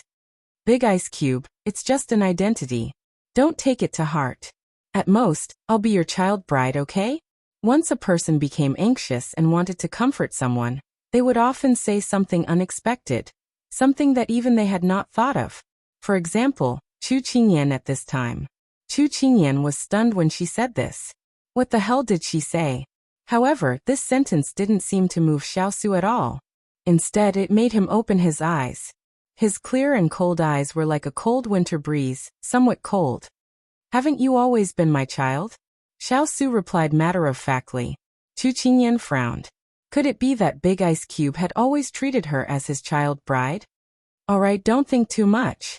Close your eyes and sleep. Xiao Su changed his position and reached out to pull the person in his arms into his embrace. He was just teasing her just now. He had never understood what kind of existence she was to him. But he had never thought of delving into it. Ever since that night of kneeling, he could only let nature take its course for many things. If she wanted to stay by his side, he would ensure that she was happy and healthy. If she wanted to leave, he would not force her to stay. He would protect her in the dark for the rest of her life. He never forced the people who were with him, nor did he treat them unfairly. The person beside her closed his eyes again, and his breathing gradually became long. Chu Qingyan listened to the strong heartbeat beside her ear, and she could not help but smile. Whether it was a child husband or a child bride, it was fine as long as she and Big Ice Cube were safe and sound. The person beside her gave her a feeling of peace that she had not experienced in the past 20 years. Just like now, she could let down her guard and sleep in his arms without worry. What kind of feeling was this? Sometimes she would think. It was not like friendship, but more like family. What else? What else? She did not think about it anymore, because she had no direction to think about. It was not Chu Qingyan's fault. In the 20 years of her life in the modern world, she was a scholarly generation with a strict upbringing. When she was supposed to have her first awakening of love in middle school, the elders in her family had held a late-night discussion with the main point that she was not allowed to fall in love early. In high school, her parents had high expectations, so she focused on her studies. When she went to university, she was surrounded by many outstanding men. But since middle school, she had always remembered the teachings of the adults and never touched that aspect. This caused her to form a habit and naturally avoided any kind of relationship with men. So even in ancient times, when she became dependent on Xiao Su and had other feelings, she did not know about it, because she had never thought about it that way. However, liking someone was an instinct. Sooner or later, the clouds would be parted and the sun would shine. It was just a matter of time. When Chu Qingyan woke up from her sleep, she happened to arrive at the imperial capital's gate. It was noisy and noisy. 2 rows of guards armed with spears were facing each other, forming a passage. Everyone who wanted to enter or leave the city gate had to go through the guards' inspection. When in Rome, do as the Romans do. Everyone got off the car to be inspected. This was not the first time they were inspected, so everyone was very calm. Chu Qingyan was now representing the head of the family. She led everyone to the table. Behind the table sat a guard wearing a blue official's uniform. He did not even raise his eyes as he said, "Guide." Chu Qingyan handed it over. The guard flipped it open as usual. However, when he saw the information inside, He immediately raised his head and glanced at Chu Qingyan before looking behind her. His eyes were filled with mockery as he said, "Identify each of you one by one. Once you confirm that there is no mistake, I will let you pass." Chu Qingyan felt that this guard was deliberately making things difficult for her. However, a strong dragon could not suppress a snake in its territory. She could only follow his orders. "This is my father, my mother, my family's maidservant, my family's servant, my family's child husband." Chu Qingyan pointed out the order in which they stood. Chu Qingyan did not miss that when she pointed at the big ice block and said the 3 words child husband. The onlookers roared with laughter. She frowned. The guard looked at Xiao Su, who was not good-looking, and the ridicule at the corner of his mouth deepened. "You are this young lady's child husband? Look at your physique. Of all things, you can be someone's child husband. Isn't this the behavior of a coward?" As soon as he finished speaking, Chu Qingyan felt her entire body turn cold. "It's over." The big ice block was angry. "You're tuning in to the Li Mei's Wuxia Whispers YouTube channel. We're so grateful for your support, and don't forget to subscribe to join us on this incredible journey through captivating stories. Your generosity through donations truly makes a world of difference, as it's the primary source of revenue that allows me to expand and enhance this channel for you. Thank you from the bottom of my heart for being a part of this adventure.